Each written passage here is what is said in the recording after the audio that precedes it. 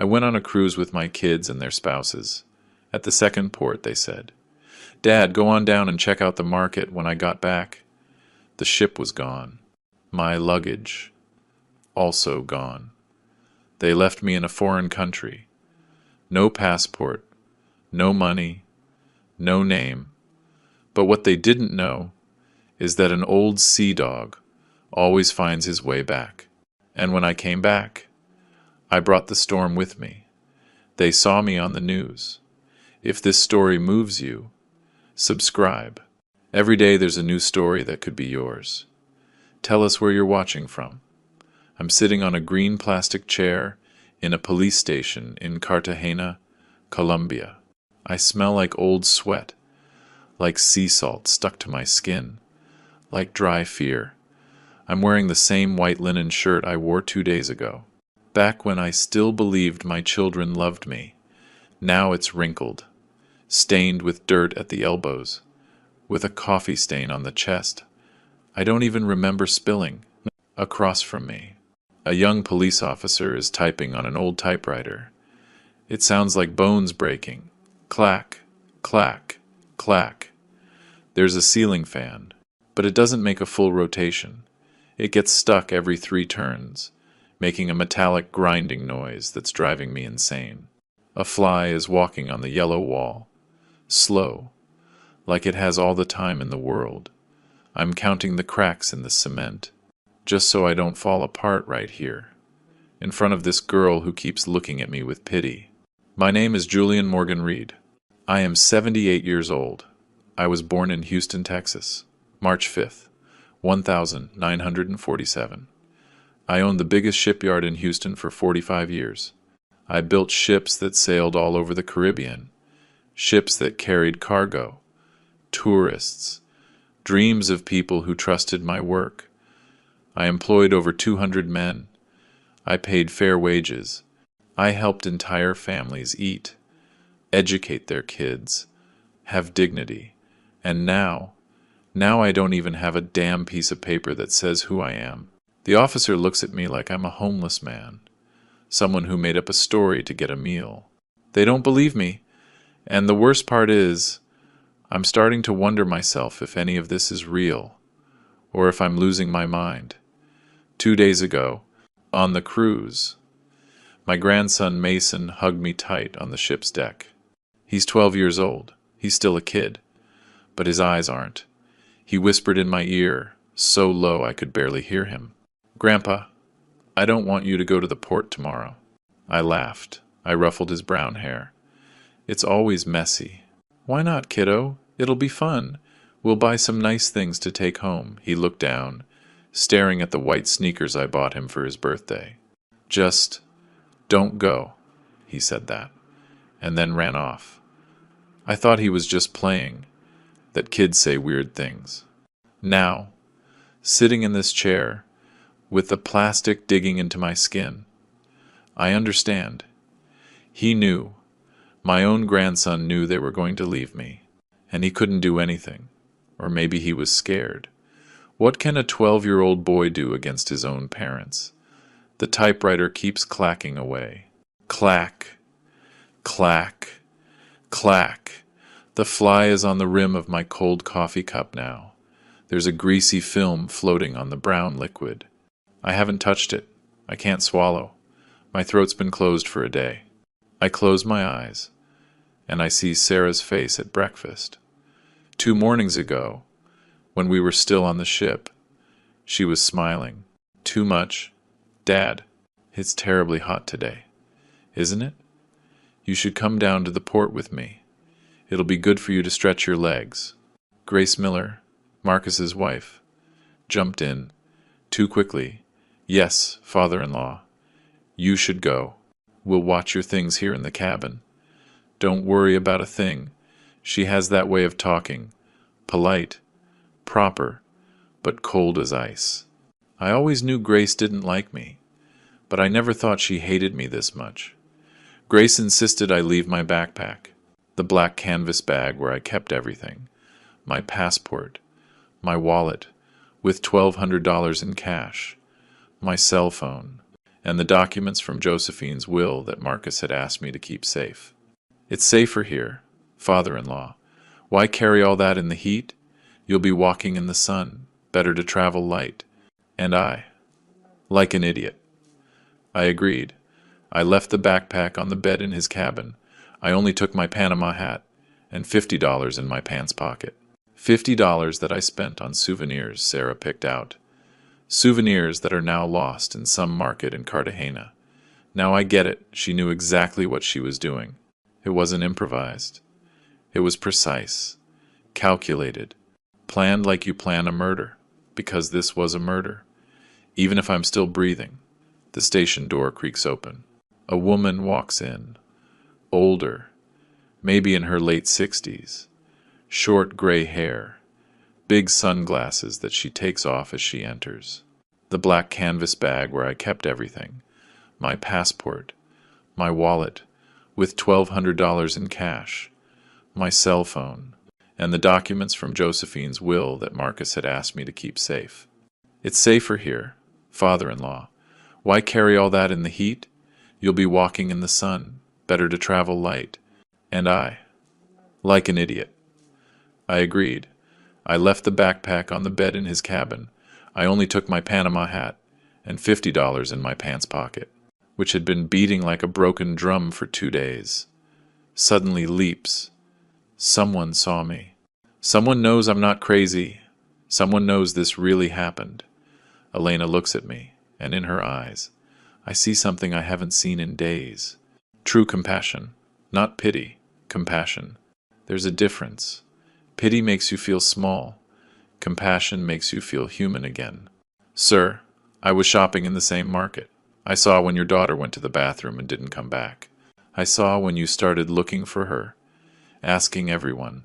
I saw when you ran towards the port. She takes out her cell phone, Paran, an iPhone with a pink case, and shows something to the officer.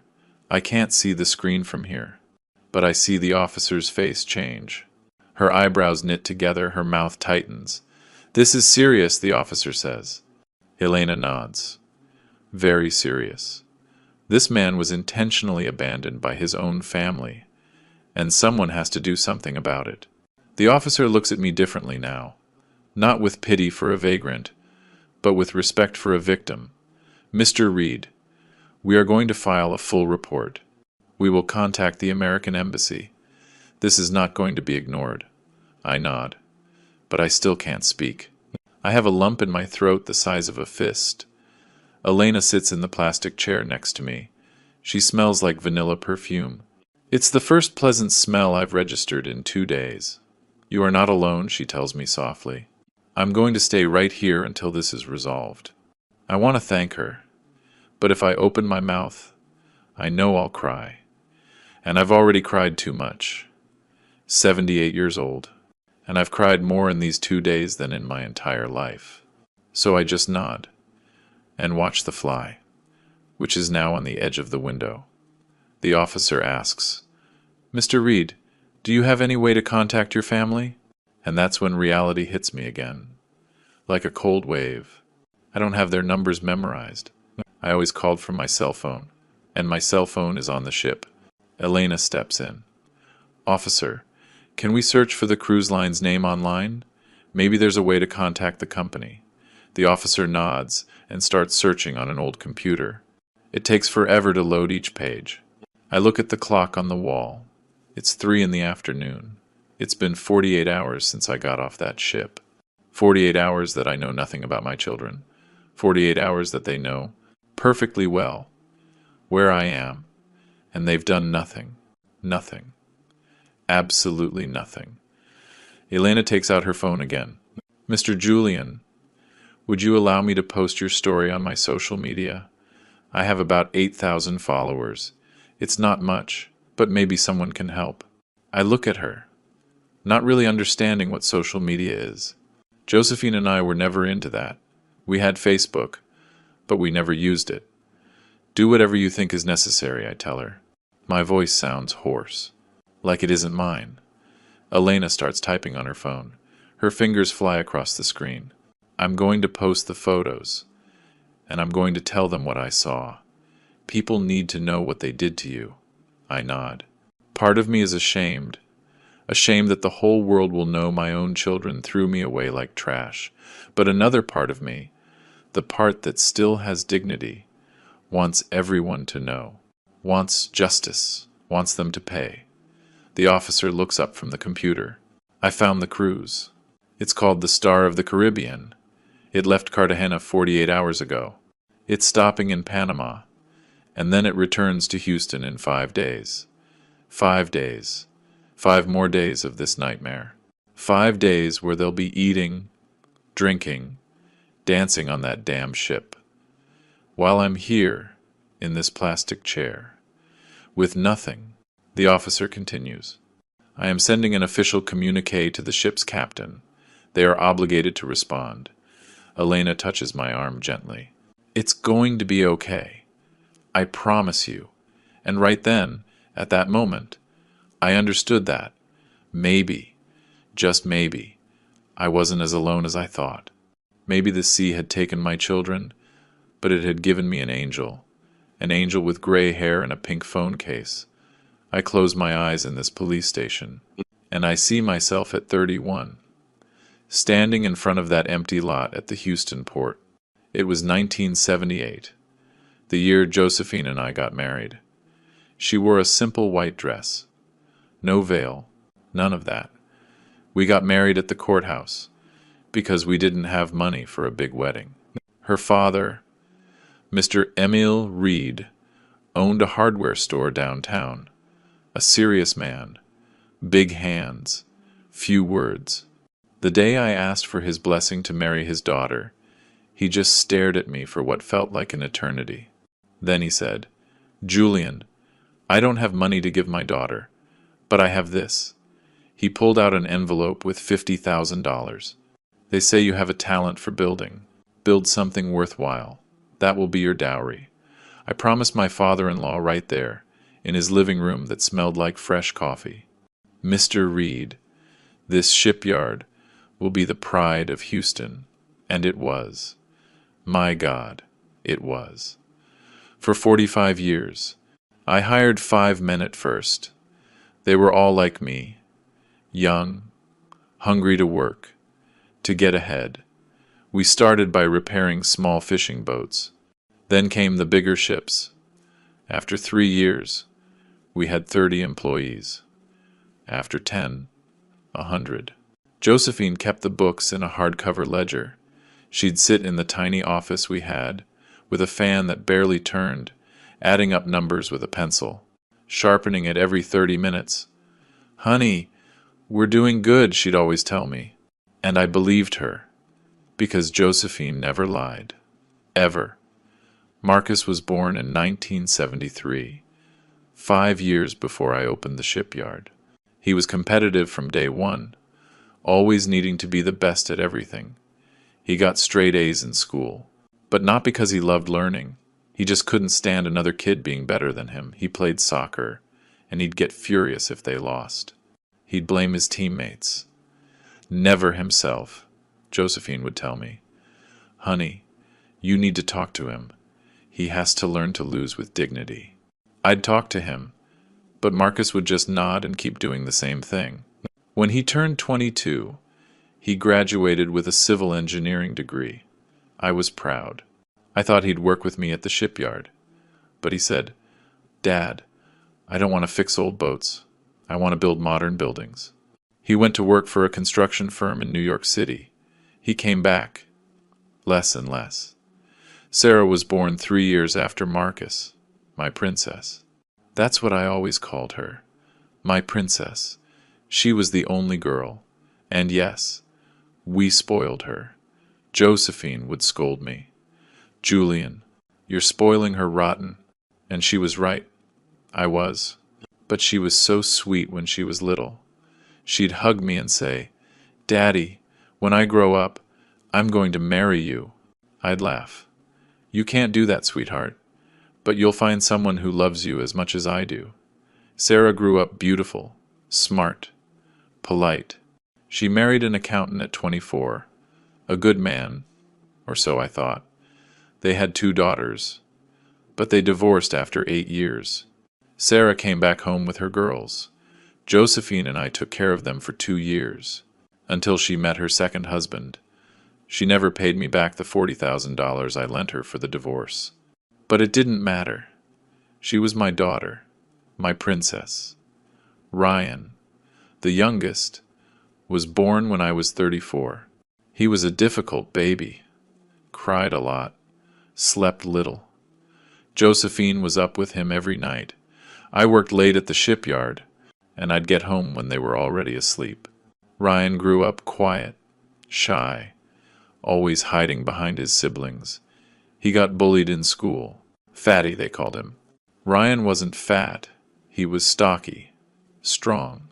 But kids are cruel. He started eating more, as a defense. And yeah, he gained weight. At 16, he started drinking. We'd find bottles hidden in his room. Josephine would cry. What did we do wrong? I didn't know how to answer. Ryan never finished college. He worked at the shipyard with me for 5 years, but he was always late, always smelled like alcohol. I had to fire him. It was the hardest day of my life, firing my own son. He didn't speak to me for a year. In 1995, something happened. I never forgot. An explosion at the shipyard. A fuel tank wasn't sealed properly. 3 men were injured. One of them, Hector Ramirez, was near death. He was from Colombia. He'd come to the U.S. looking for work. He left his family in Cartagena, promising to send them money every month. Hector was 28, with a 5-year-old son. The explosion burned 40% of his body. The doctors said he wouldn't make it. I paid for everything. The private hospital, the surgeries, the skin grafts, the rehab. It cost me over $200,000. The shipyard's insurance didn't cover all of it. It didn't matter. Hector was my responsibility.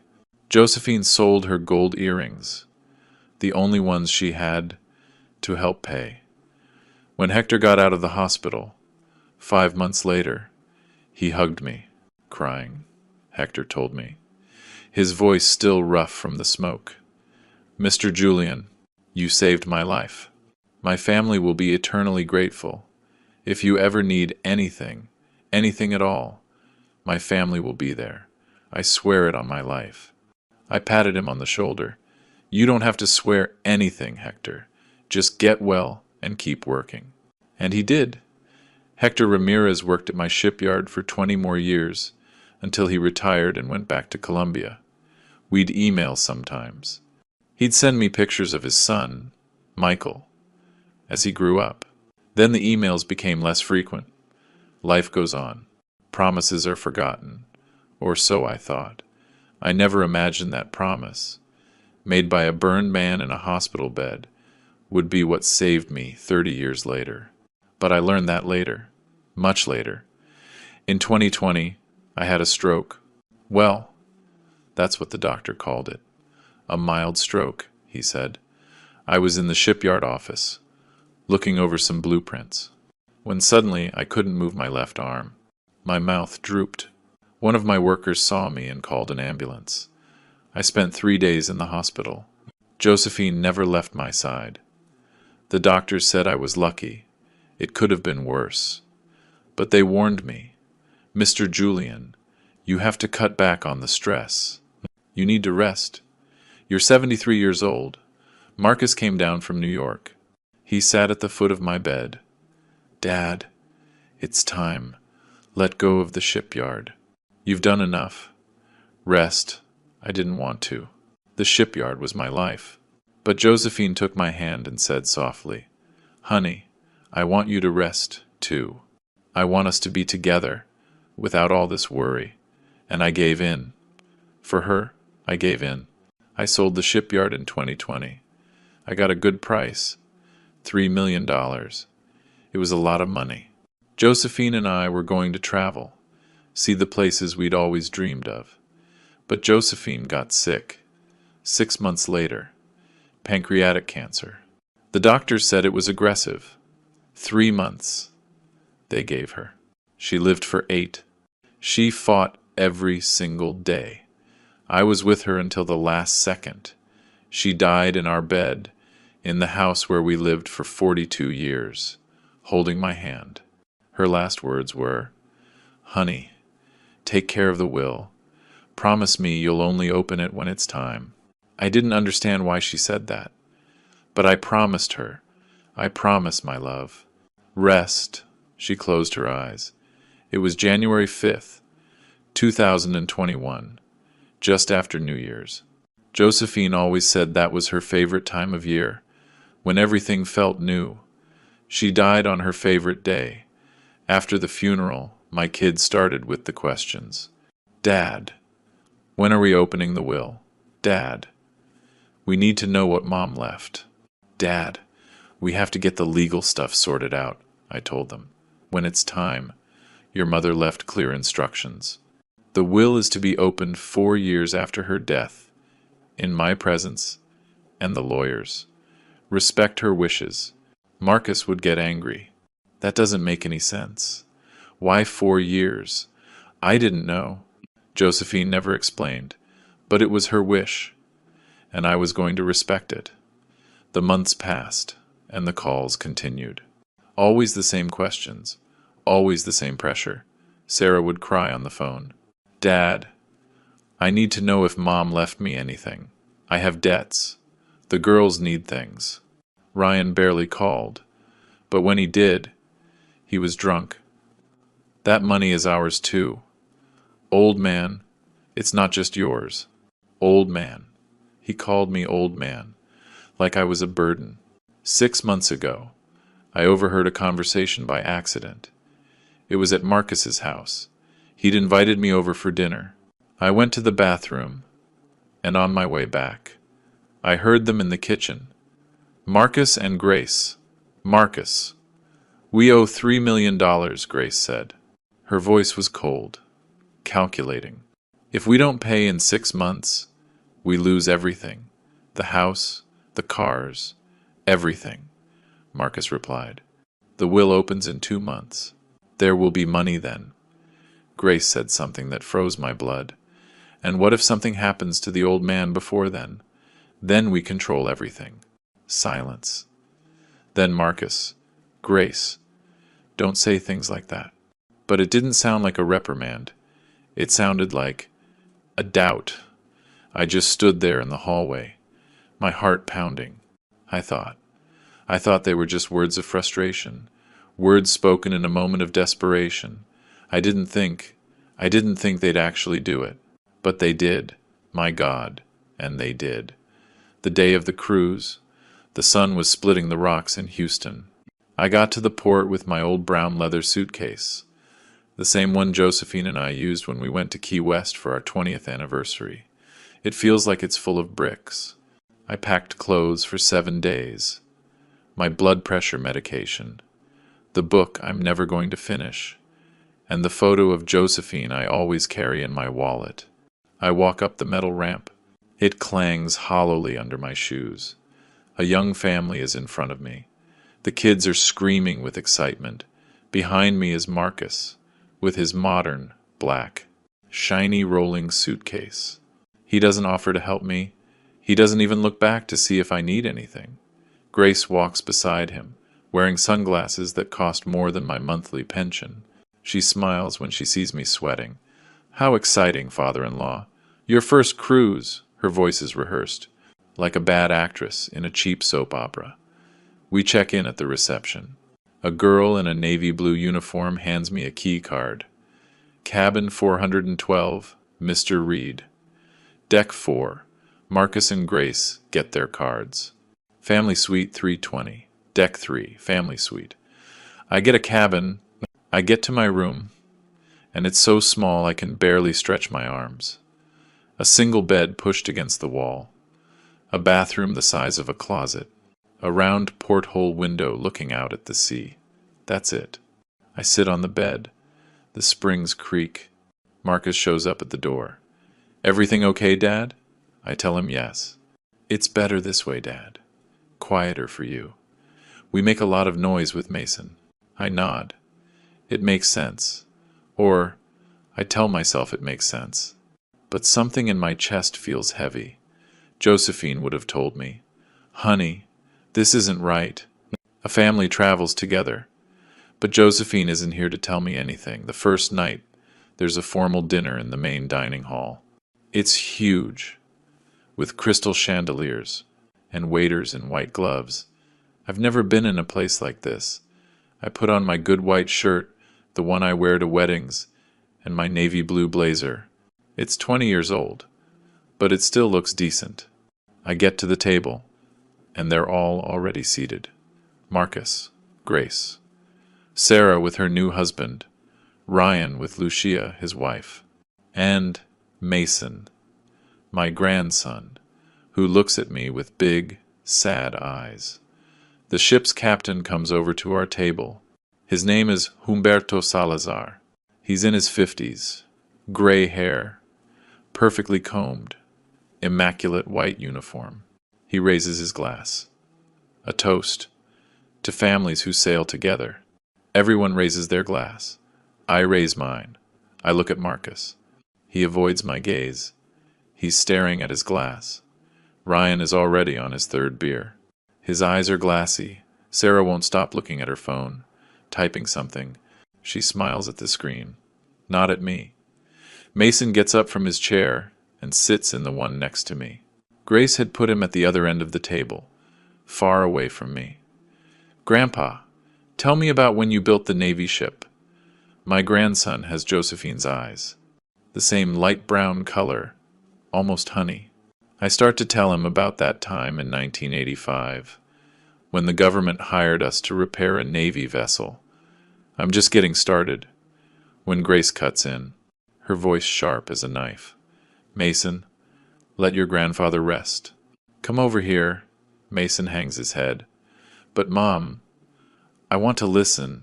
"Now, Mason." The boy gets up slowly. He squeezes my hand under the table. When he gets back to his chair, I see his eyes are full of tears. Something is wrong here, very wrong, but I still don't know what it is. I'm an old fool who can't see what's right in front of him. At a table across the dining room, there's a woman, alone. She must be in her late 60s. Short gray hair, an elegant green dress. She's eating slowly, looking around, like she's studying people. Her eyes stop on our table. She watches us, carefully. Then I see her write something down in a small notebook she has next to her plate. It's strange. Why would she be watching us? I don't think much of it. After dinner, when I'm leaving the dining room, she's leaving at the same time. We walk down the same hallway. She gives me a polite smile. "Good evening. Good evening, ma'am." Her voice is Colombian, soft. I see she's wearing a wedding ring on her left hand, but she's walking alone. A widow, I think. Like me. She goes her way. I go mine. I don't know it then, but that woman, Elena Vasquez, is the one who will save my life in a few days. Life is strange like that.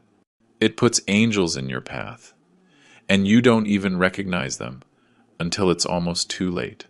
The second night, after dinner, Marcus knocks on my cabin door. It's 10 o'clock. I just got out of the shower. I'm wearing my old blue-striped pajamas. "Dad, if you got a minute?" "Of course I have a minute. I have all the minutes in the world for my children. I always have." He comes in, closes the door. He's holding a manila envelope. "Dad, can you keep these documents in your cabin? They're from Mom's will. I brought them because the lawyer asked me to review them before the official opening." He pulls out some papers. They look official, with stamps, signatures. "It's safer with you, Dad. You're the most careful one of all of us." I feel honored. My son trusts me. I tell him yes. "Sure. Put them wherever." Marcus opens the small closet. He puts the envelope inside my black backpack. "Thanks, Dad. I knew I could count on you." He hugs me. He smells like expensive cologne when he leaves. I'm left with a strange feeling. I don't know if it's happiness, because my son needs me, or unease, because something doesn't add up. What I don't see, what I can't see from inside my small, blind cabin, is what happens out in the hallway. Marcus walks out my door. Grace is waiting for him, leaning against the wall, arms crossed. He gives her a thumbs up. It's done, she smiles. It's not a happy smile. It's a smile of satisfaction, like a chess player who just put a piece in the perfect spot. Then she makes a gesture with her fingers. Like, okay, check, done.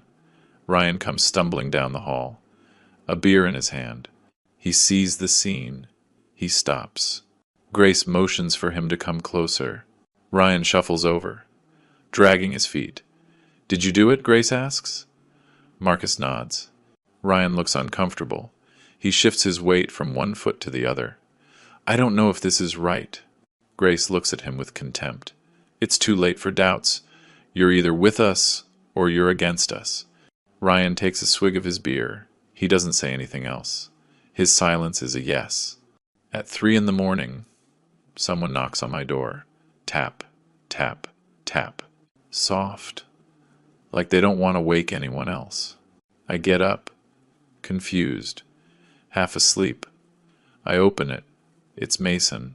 He's wearing his superhero pajamas. He's barefoot. His eyes are red from crying. Mason? What happened, kiddo? He throws himself into my arms, trembling like a leaf in a storm. Grandpa! I heard Mom and Dad talking. They're going to do something bad. I don't know what, but I heard Mom say your name, and she said something about Cartagena, and Dad said they couldn't back out now. My heart starts to beat faster. What else did they say? I don't know, Grandpa. They scared me. Mom sounded. She sounded like when she's mad, but pretending she's not, and Dad just kept saying yes to everything. I stroke his hair. It's damp with sweat. The kid is terrified, but old fool that I am, I don't understand the gravity of what he's telling me. I think it's adult stuff. Money problems. Maybe their marriage. I sit Mason on my bed. I wipe his tears with the sleeve of my pajamas. It's okay, kiddo. It's just adult stuff. Sometimes parents have difficult conversations, but everything's going to be all right. He looks at me with those Josephine eyes, so much like hers it makes my chest ache. Promise, my grandpa. I promise. A lie. It's a lie. I don't know it yet, but it's a lie that will haunt me for the rest of my life. I give him a glass of water. I walk him back to his suite. I knock on the door. Grace opens it. She's wearing a red silk robe. She looks at me, annoyed. What happened? Mason had a nightmare. He came to my room. She yanks the boy inside. Mason, I told you not to bother your grandfather. He's no bother, Grace. That's what I'm here for. She closes the door in my face without a thank you. I can hear her scolding Mason inside. I go back to my cabin. I can't sleep for the rest of the night. Something is wrong, but I'm an old fool. An old fool who still believes that family is sacred. The second day dawns. The ship arrives in Cartagena at 8 a.m. From my round porthole, I can see the port, the green mountains in the background, the clean blue sky. It's beautiful. I go down to the dining room for breakfast. Everyone is already there. Sarah is more dressed up than usual. She's wearing a white flowered dress, big sunglasses, even though we're inside. I sit down. I order coffee and toast. The air is tense, like before a storm. Sarah takes a sip of her orange juice, wipes her lips with a napkin. Dad, it's really hot in Cartagena today, isn't it? They say it's going to be like 93 degrees. I nod. Yes, it's hot. She smiles. Too much. You should come down to the artisan market with me. Come with me. It'll be good for you to stretch your legs. I want to buy some nice things for Mom.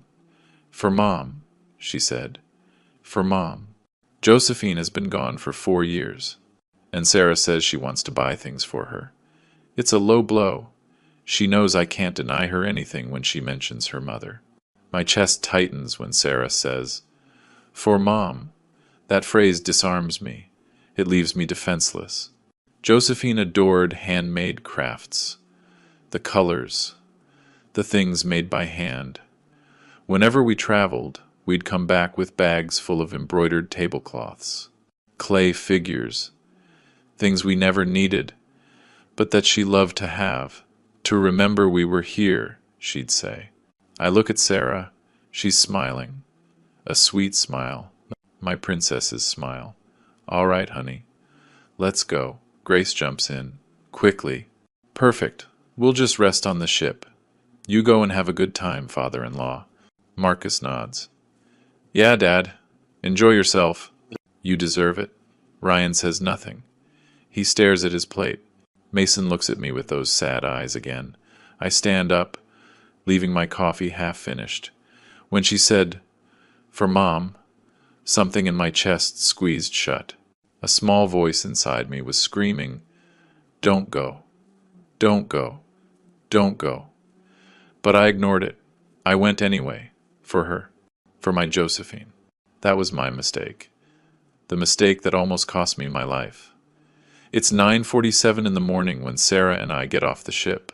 I know, because I look at my watch. An old Casio with digital numbers. A gift from Josephine 15 years ago. It still works perfectly. The heat hits me in the face like a slap. 93 degrees, Sarah said. Feels hotter. The air smells like a strange mix. Fried fish from the market stalls.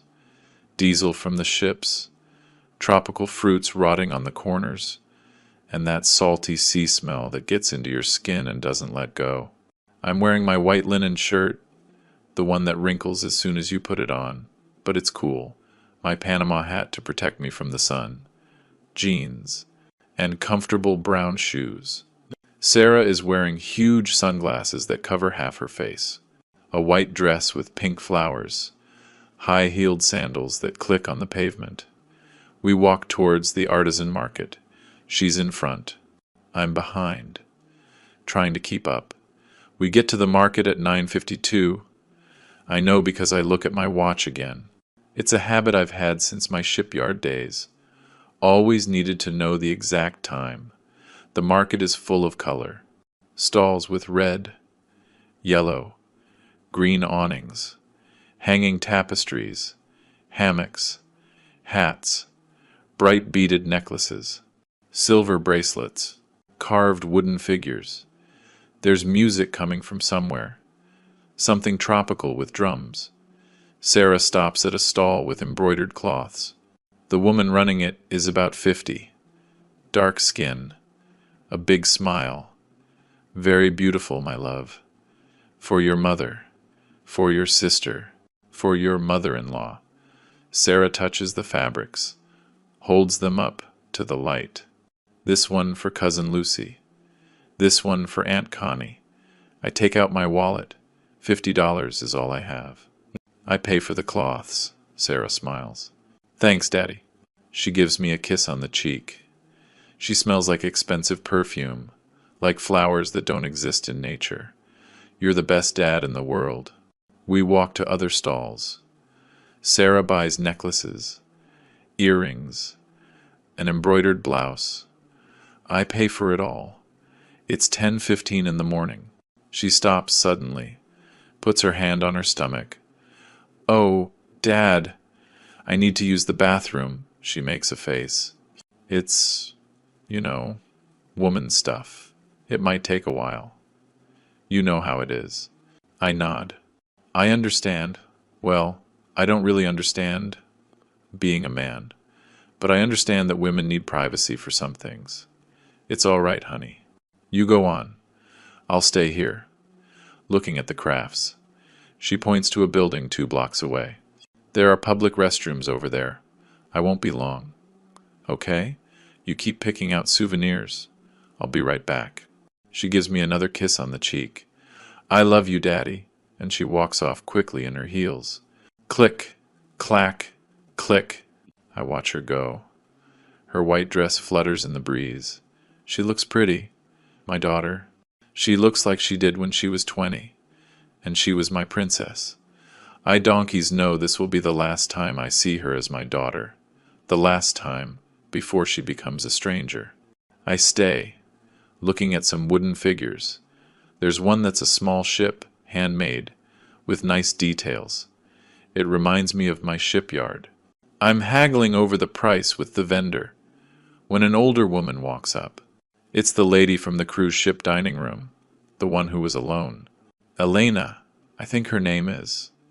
Though I don't know if she told me her name or if I made it up. She's buying an embroidered tablecloth with birds on it. She sees me and smiles. Good morning, sir. Enjoying the stop? Yes, ma'am, with my daughter. I look around, but I don't see Sarah. Elena buys her tablecloth. She stays at the same stall, looking at other things. I buy the little wooden ship. The vendor wraps it in newspaper. It's 10:17 in the morning. Sarah said she'd be right back. Right back is 10, 15 minutes. Max. I wait. The sun is beating down on the pavement. I feel sweat running down my back, under my linen shirt. I take off my hat. I wipe my forehead with a handkerchief. 10:35. Sarah's not back. I start checking my watch every 2 minutes. 10:37, 10:39, 10:42. It's been 20 minutes.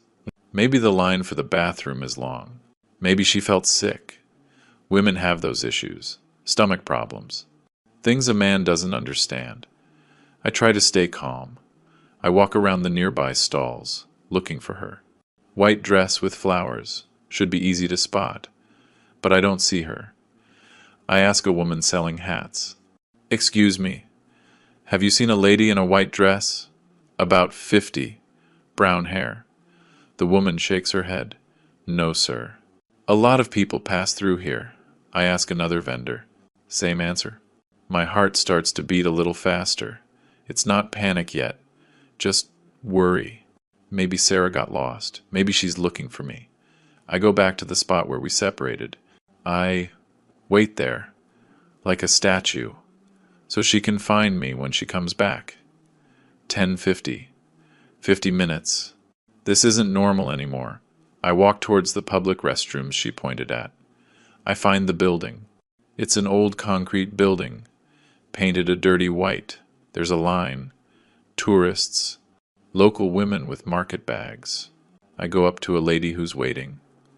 Excuse me, could you do me a favor? I'm looking for my daughter. She went into the bathroom about an hour ago. Have you seen a lady in a white dress? The woman looks confused. An hour ago? No, sir. I've been here 20 minutes, and I haven't seen anyone in a white dress. I ask her for another favor. Could you please check if she's inside? I'm worried. The woman is kind. She goes into the bathroom. She comes out a minute later. There's no one in a white dress in there, sir. Just 2 young girls fixing their hair.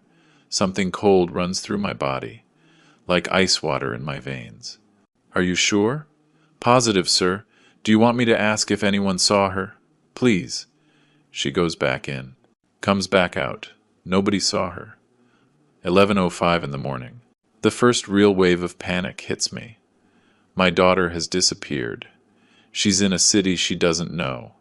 In a foreign country. What if something happened to her? What if someone took her? Cartagena is beautiful, but it's dangerous too. Everyone knows that. I start walking faster, checking every stall, asking every person I see. Have you seen a lady in a white dress, brown hair, about 50, big sunglasses? No one has seen her. It's like she vanished into thin air. I go back to the bathroom area. I check the nearby streets. Nothing. My heart is pounding now, like a war drum. Boom, boom, boom. So loud I can feel the pulse in my temples.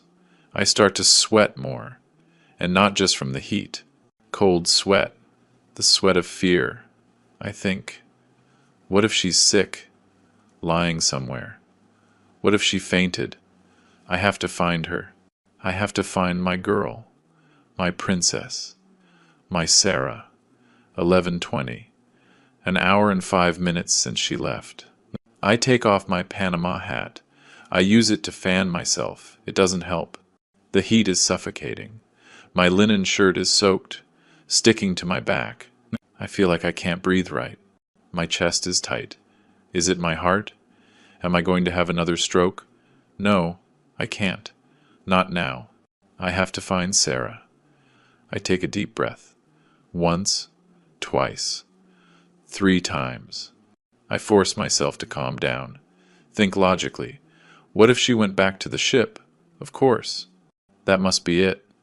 Maybe she looked for me. I couldn't find me. I thought I had gone back to the ship. So she went back too. That makes sense. Perfect sense. I feel better. The panic subsides. A little. The ship.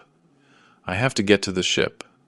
Sarah will be there, worried, looking for me, maybe even mad that I wasn't where I was supposed to be. I start walking towards the port. The port is a 20-minute walk. I remember, because I saw the sign when we got off. Port, 1.5 kilometers, 20 minutes, if you walk at a normal pace. I don't walk at a normal pace anymore. I'm 78 years old, and my knees hurt. 11:45. I'm halfway to the port when she appears.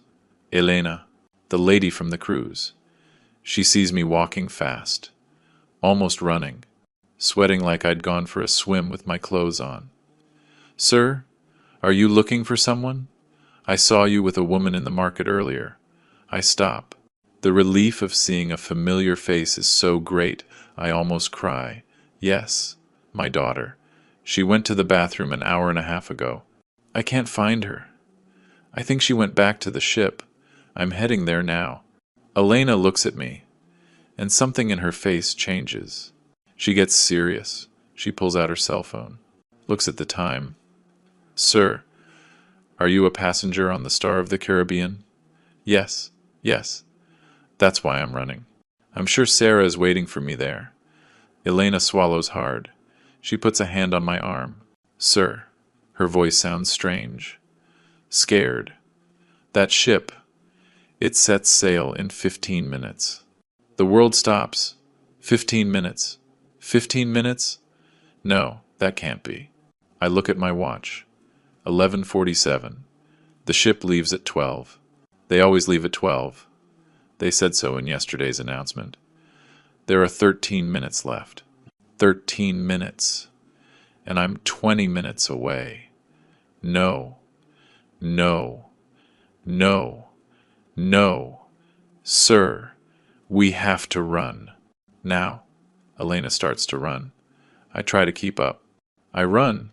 I don't remember the last time I ran. 10 years. 15. My lungs are on fire. My knees protest with every step. My heart is beating so fast I think it's going to explode. People are staring at us. An old man and an old woman, running like crazy through the streets of Cartagena. Elena looks back. Come on, sir. You can do it. But I can't. My legs give out. I stop. Bent over. Hands on my knees. Trying to breathe. Elena runs back to me. No, I can't. I can't go on, I gasp. She wouldn't leave me here. My daughter. She wouldn't do that. Elena looks at me, with an expression I can't decipher. Pity, horror, understanding. Sir, we have to try. Come on.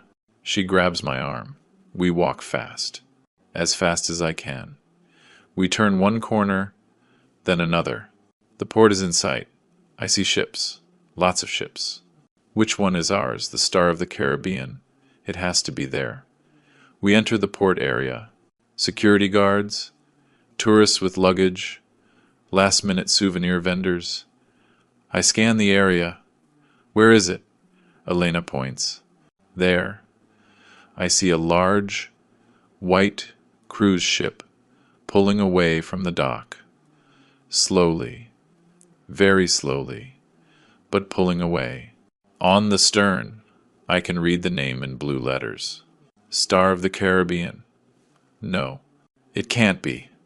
I run the last few yards to the edge of the dock. Wait, I'm a passenger, I shout, with all the voice I have left. Sarah, Marcus, I'm here. I wave my arms. The ship keeps moving away, slow, unstoppable, like death, like being forgotten. 15 minutes. If we just had 15 more minutes, but we didn't. And my daughter. My daughter. She didn't leave me here. She wouldn't do that. It can't be. This has to be a mistake. A terrible, terrible mistake. If you're listening to my story, please tell me in the comments where you're watching from. Sometimes, knowing someone is out there, listening, makes me feel less alone in all this. It's 11:47 in the morning. Elena is pulling my arm. Sir, we have to run. Now.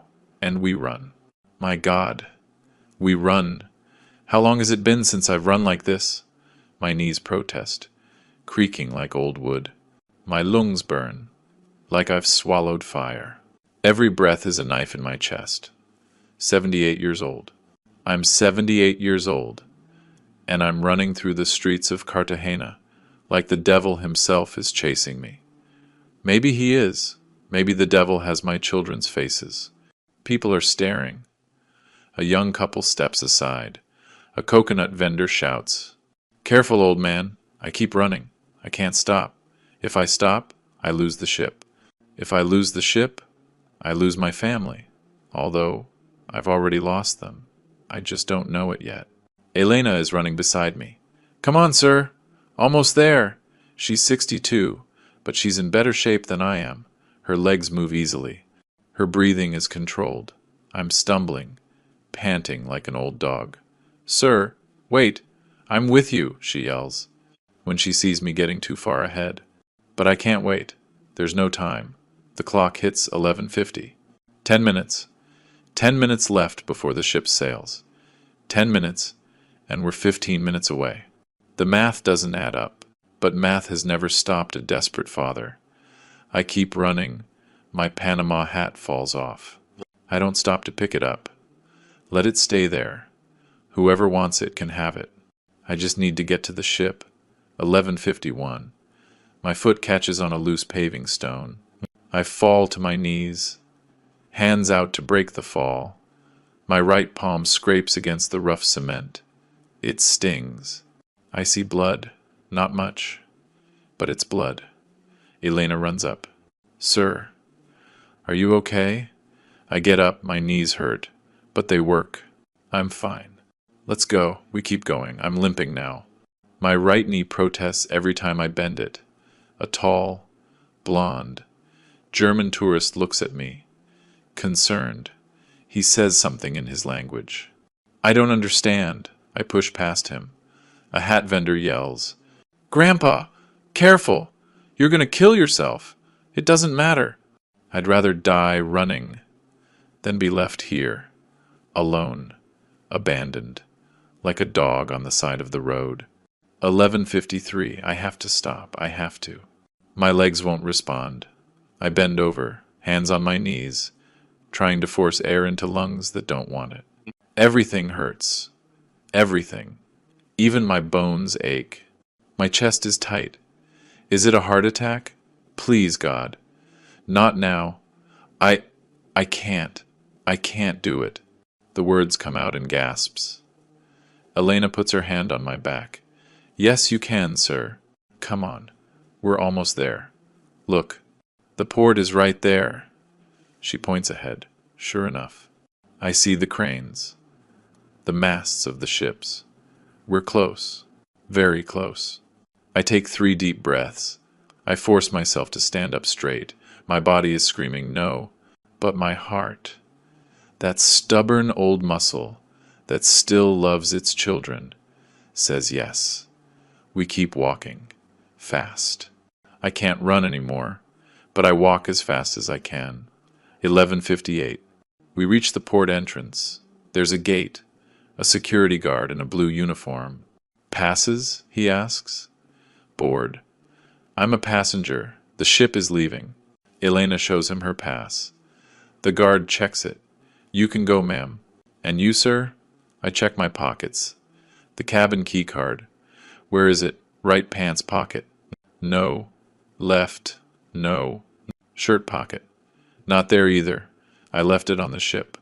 It's in my backpack. The guard shakes his head. No pass. No entry. Elena steps in. He's a passenger on the Star of the Caribbean. It's leaving right now. The guard looks at his watch. Ma'am, that ship sails at 12. It's 2 minutes to 12. Boarding is closed. But he's right here. No pass. No entry. Elena looks at me. She makes a decision. Come on. She pulls me. We slip past the side, through an opening in the fence. 12:01. We're running down the pier. There are several ships docked. Which one is ours? They all look the same. White. Huge. Like floating buildings. Which one is it? Elena asks. I scan the ships. The Star of the Caribbean. Where's the name? There, on the stern of one, further down. Blue letters. Star of the Caribbean. There. That's it. But something is wrong. The ship isn't at the dock. There's water between us and the ship. 10 feet. 20 feet. The ship is pulling away.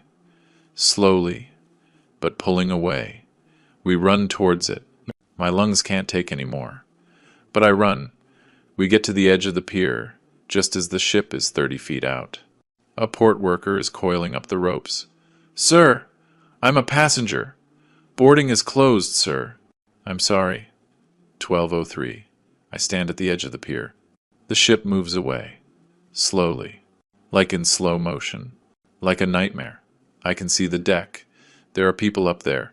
Tourists. Waving goodbye to the port. Is Sarah up there? Is Marcus? I raise my arms. Faintly. I yell. With all the voice I have left. Sarah! Marcus! I'm here! You missed me! Come back! My voice breaks on the last word. I yell again. Ryan! I'm here! It's me! Your dad! I keep waving my arms. Maybe they'll see me. Maybe the captain can turn back. Ships can turn back. Right? It's just a matter of telling them. Elena is next to me. She's yelling too. Waving her arms. But the ship keeps moving away. 50 feet. 100 feet. 200 feet. On the deck of the ship, someone sees me. It's a child. Messy brown hair. Mason. My grandson is leaning over the railing on deck 5. He sees me. I know he sees me. Because he raises his hand. He's crying. I can see the tears shining on his face. Even from here, he raises his hand, like he's saying goodbye, or asking for forgiveness. Grace appears behind him. She puts her hands on his shoulders. She pulls him back. I see her say something to him. I can't hear what, but I know she's saying, don't look, or get inside, or it's not your fault. Mason disappears inside. Grace stays there for one more second. She looks right at me. Our eyes meet across the 200 feet of salt water. She doesn't raise her hand. She doesn't make a gesture. She just looks at me. Then she turns around and goes inside. Just like that. Like it was nothing. Somewhere on that ship, on the bridge, Captain Humberto Salazar is standing at the controls. He has binoculars in his hand. He's looking at the pier, at me. He sees me. I know he sees me. I see his hand move towards the radio. His hand is shaking. It stops. Someone says something to him. It's a younger officer, pointing at a screen. The captain lowers his hand, puts the binoculars away. He gives an order. The ship speeds up, just a little. It's not moving slowly anymore. Now it's moving with purpose, with intent. The captain saw me. The captain knows. But he does nothing. He doesn't give the order to turn back. He doesn't send a boat. He does nothing. Absolutely nothing. And I understand this wasn't a misunderstanding. This was a decision. My legs won't hold me anymore. I collapse. I fall to my knees on the hot concrete of the pier. Elena tries to catch me, but I'm too heavy. I fall anyway. My knees hit hard. I don't feel the pain. All I feel is a huge, empty hole in my chest. Like someone ripped my heart out with their bare hands. The ship is 300 feet away now. 500. It gets smaller. A white speck against the blue of the sea. It's gone, sir. It's gone. Elena kneels beside me. She holds me. She smells like vanilla perfume and sweat. She's crying. A stranger is crying for me. I can't cry yet. I'm in shock. It's like my brain can't process what just happened. My family. My family just left me in a foreign country with no documents, no money, no nothing. Then I remember my cell phone. I can call them. I can explain that I didn't make it to the ship. They'll understand. They'll talk to the captain. They'll fix this. I put my hand in my right pants pocket. Empty. Left pocket. Empty. Back pockets. Empty. I check for my wallet.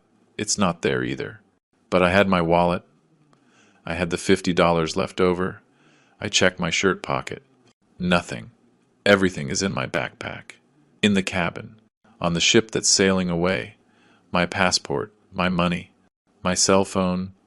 My ID. Everything. All I have are the pants and the shirt I'm wearing, and the dried blood on my right hand, and an old woman on the ground, crying with me. And right there, with the taste of bile in my mouth, and my heart shattered into a million pieces, I understood. She just looks at me. Then she turns around and goes inside. Just like that. Like it was nothing. Somewhere on that ship, on the bridge, Captain Humberto Salazar is standing at the controls. He has binoculars in his hand. He's looking at the pier, at me. He sees me. I know he sees me. I see his hand move towards the radio. His hand is shaking. It stops. Someone says something to him. It's a younger officer, pointing at a screen. The captain lowers his hand. This wasn't a mistake. It was a plan. And I was the idiot who walked right into it, like a lamb to the slaughter. 12:15 in the afternoon. I'm sitting in a Port Authority office that smells like old paper and burnt coffee. I'm shaking. I don't know if it's from shock or if I'm cold. Despite the heat, a heavy man with a mustache and a short-sleeved shirt looks at me from behind a desk piled high with folders. He has a tired face. A world-weary face. He types on his old computer. The keys clack loudly. Clack, clack, clack. Just like in the police station. 2 days ago. Or was it 2 hours ago? I don't know. Time doesn't mean anything anymore. Read. Morgan. He types. Pauses. He furrows his brow. Types some more. Doesn't show up, sir. My heart skips a beat. What do you mean? Doesn't show up. There's no Julian Morgan Reed registered as a passenger on the Star of the Caribbean. I shake my head. That's impossible. Like he's seen too many weird things. All right, sir. Tell me what happened. My voice comes out raspy. I'm Julian Morgan Reed, passenger on the Star of the Caribbean, cabin 412. I went ashore with my daughter. She went to the bathroom and never came back. When I got to the pier, the ship had already sailed. I need you to contact them. My family is on board. They have my things, my documents. The man looks bored. He's heard 1,000 stories from clueless tourists. Marcus Reed is traveling with his wife, Grace Reed, and his son, Mason Reed. 3 passengers, no one else.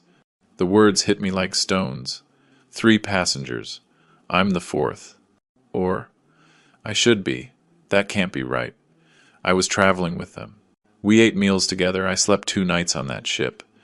The bureaucrat looks at me with an expression that says he's heard this all before. Sir, maybe you were in a different cabin. Did you check your key card? Silence. A heavy silence that crushes my chest. What about me? My voice sounds small, like a lost child's. Where am I in the system? The man checks the screen again. He scrolls. Up, Down. You are not registered, sir. I'm sorry. Not registered. The words echo in my head. I'm not registered. As if I never existed. As if the 2 nights I spent in that tiny, damn cabin were a dream. As if the dinners with my children were all in my head. Elena puts her hand on top of mine on the desk. That can't be. There has to be a system error. These old computers, they fail sometimes. The bureaucrat looks offended. The computer is working perfectly, ma'am, Elena insists. I saw him. I saw this man on the ship. We had breakfast at tables near each other. I saw him with his children. The bureaucrat shrugs. Then maybe he was a passenger in a different cabin and got confused. My blood boils. I am not confused. I slept in 412. My backpack is in there. My passport. My cell phone. Everything. Do you have any proof of payment? A receipt? A confirmation email? I think, of course. The receipt. Yes. I paid for part of the trip. My children invited me, but I insisted on paying my share. I transferred $5,000 to my son, Marcus, a month ago to cover my ticket and expenses. The bureaucrat raises his eyebrows. Do you have proof of that transfer? I instinctively reach for my pocket. Then I remember. Empty. Everything is empty. It's on my cell phone. The confirmation was a text. I saved it. But my cell phone is on the ship, in my backpack, in the cabin you're now telling me isn't mine. The bureaucrat closes his eyes for a moment, as if praying for patience. Sir, without documents, without proof of payment, without any registration in the system, there is nothing I can legally do.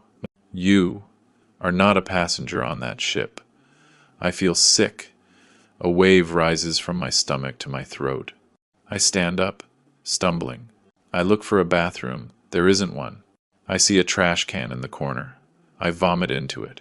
Water and bile. I haven't eaten anything since breakfast. Elena holds me. She wipes my mouth with a tissue from her purse. It's okay, sir. It's okay. I sit back down in the chair. I'm shaking harder now. Elena turns to the bureaucrat. Please, can you show me the full passenger list? Maybe there's a mistake in the cabin number. Maybe he's registered in another room. The man sighs. But he agrees. He prints out a sheet of paper. It's 3 pages long. Elena scans it. Her eyes move over every name. She runs her finger down the list. I watch her, hopeful. She's going to find me. She has to find me. Page 1, nothing. Page 2, nothing. Page 3, nothing. Elena looks up. Her eyes are full of horror. He's not here. I grab the papers from her. I read them myself. I look for Reed. There's Marcus, Grace, Mason. But Julian? There is no Julian. I read it again, and again, and again, as if staring at it longer will magically make my name appear. The bureaucrat clears his throat. Sir, according to this system, you were never on that ship. Never. I was never there. The words don't make sense, but at the same time, they make all the sense in the world. They erased me. My own son erased me from the registry. When? How? How long had he been planning this? I think about the day he invited me. Dad, let's go on a cruise. All of us, together. I think about how he insisted he would take care of everything. Don't you worry about a thing, Dad. I'll make the reservation. You just pack your bag. I think about the $5,000 transfer I made. Money I now have no proof I ever sent. Money that disappeared. Just like me. Elena grabs my arm. Let's go outside, sir. You need some air. I stumble out. The sun blinds me. There's a concrete bench outside the office. I sit down. Elena sits next to me. There's a trash can nearby. I lean over. And I'm sick again. Puribile. Bitter. Like my life right now. Elena rubs my back. There. It's okay. I can't be okay. I'm shaking. Like I have a fever. They erased me. My voice is broken. My own children. They erased me from the system. Like I don't exist. Like I was never even there. Elena doesn't say anything. What can she say? There are no words for this. There is no comfort for this kind of betrayal. I wipe my mouth on the back of my hand. It's on my cell phone. The confirmation was a text. I saved it. But my cell phone is on the ship, in my backpack, in the cabin you're now telling me isn't mine. The bureaucrat closes his eyes for a moment, as if praying for patience. Sir, without documents, without proof of payment, without any registration in the system, there is nothing I can legally do. You are not a passenger on that ship. I feel sick. A wave rises from my stomach to my throat. I stand up, stumbling. The blue water. It looks so calm from here. The ship is gone. I can't see it anymore. It took my family. It took my identity. It took the last 4 years of my life, waiting for that will to be opened, so we could all be together again. For this? So they could abandon me in a foreign port? Elena finishes taking pictures. She sits down again. Mr. Julian, we're going to fix this. We're going to the American consulate. They can help you. They can get you temporary documents. They can contact your family. I nod. Weakly. But I know the truth. And right there, with the taste of bile in my mouth, and my heart shattered into pieces, I understood. This wasn't a mistake. It was a plan. A perfect plan. And I was the idiot who followed it, right to the end. I sit on that concrete bench. I don't know for how long. Could be an hour, could be 5 minutes. Time doesn't work the same way anymore. Elena is making calls. She's speaking quickly, in Colombian Spanish. I hear words. Consulate. Embassy. Emergency. Abandoned elderly man. An abandoned elderly man. That's what I am now. I'm not Julian Morgan Reed, shipbuilder, owner of a shipyard, father of 3, grandfather of 1. I'm an abandoned elderly man, with no name, in a port in Cartagena, with no documents to prove who I am, with no money to even buy a glass of water, with no family looking for me, with no one, except this 2-year-old Colombian woman, who doesn't know me from Adam, but who is here, making phone calls, fighting for me, crying for me. And I think, maybe blood isn't as important as they say. Maybe family isn't who gave you life. Maybe family is the one who stays. When everyone else sails away on the ship, 6 in the evening, Elena takes me to a shelter. It's an old building, with peeling yellow walls. It smells like damp and cheap detergent. Stay here tonight, Mr. Julian. Tomorrow, we'll figure out what to do. She gets me a bed, in a room shared with 5 other men. I sit on the thin mattress. The springs creak. Elena brings me a glass of water. Here, you need to hydrate. I drink it, without really tasting it. The water tastes like chlorine. She sits next to me. I'll be back, early tomorrow. Will you be okay? I nod. A lie. I won't be okay. I'll never be okay again. But she needs to go. She's already done too much for me. Elena squeezes my hand and leaves. 7:30 at night.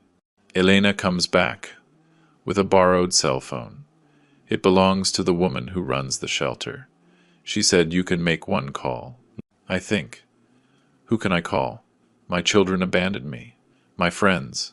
I haven't spoken to most of them in years. Then I remember Dr. Armando Cisneros, my old friend, Josephine's friend. He'll know what to do. Elena dials the number I give her.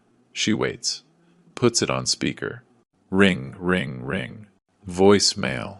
The number you have dialed is not available. She hangs up. She dials again. Same result. Do you want to try another number? I shake my head. There's no one else. There is literally no one else in the world who can help me. Elena takes the phone back. We'll try again tomorrow. 8 o'clock. I can't stay here. This room is suffocating me. The other men are snoring. One smells like alcohol. Another one is coughing. Non-stop. I get up. I go out to the street. The night air is cooler. I walk, with no destination. I end up in the Gethsemane neighborhood. It's beautiful, despite my pain. Walls painted bright colors. Yellow, orange, turquoise, Jean murals. Flowers in the windows. Music is pouring out of the bars. Salsa. Other music. Young people laughing, dancing. Couples holding hands. Families eating at tables outside the restaurants. Life. So much life. All around me. And me. Dead inside. Walking like a ghost. Among the living. 8:45. I sit on the steps of a locked church. I watch the people pass by. A young man with a professional camera is taking pictures of tourists. He's charging them about $20 a photo. He looks to be about 28. Long black hair, tied back in a ponytail. A few days stubble. He's wearing a black t-shirt and ripped jeans. He looks at me, goes back to his customer. But he looks at me again. He finishes with the tourist, puts his money away. He walks towards me, stops. About 10 feet away, he's staring at me. "Mr. Julian?" His voice is shaking. I look up. "Do you know me?" The young man gets closer. "Are you Julian Reed? From Houston?" My heart beats faster. "Yes, I am." "Who are you?" The young man kneels in front of me. His eyes are full of tears. "I'm Michael Ramirez. My father worked at your shipyard. You saved his life." The world stops. Ramirez. Hector Ramirez. The man from the explosion. "Hector?" I whisper. Michael nods. "Yes, sir. Hector Ramirez was my dad." He uses the past tense. Was. Michael wipes his eyes. "He passed away 2 years ago. Cancer. But until his last day, he talked about you. He'd say, 'Michael, if you ever see Mr. Julian, you pay the debt. Our family owes him everything.'" I start to cry. I can't help it. Michael hugs me, right there, on the steps of that church. I cry, in the arms of a stranger, who is the son of my dead friend. Michael sits next to me. He takes out his phone, shows me pictures. "This is my dad. Do you remember him?" I see Hector, older, gray hair, but smiling. "I was 5 when the explosion happened. I don't remember much, but Dad told me the story all the time.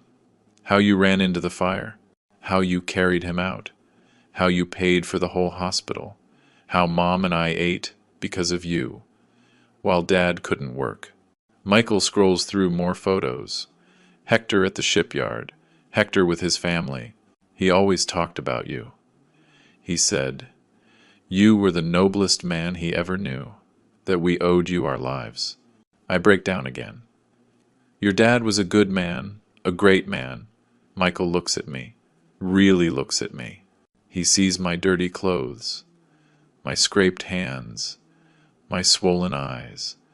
"Mr. Julian, what are you doing here? In Cartagena? Alone? And right there?" I just fall apart. I tell him everything.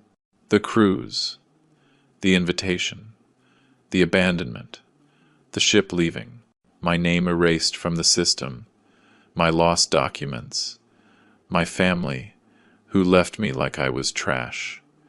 Michael listens in silence. His face changes. First confusion, then shock, then rage, a rage so strong. His hands are shaking. "Your own children?" I nod. "My own children." Michael stands up.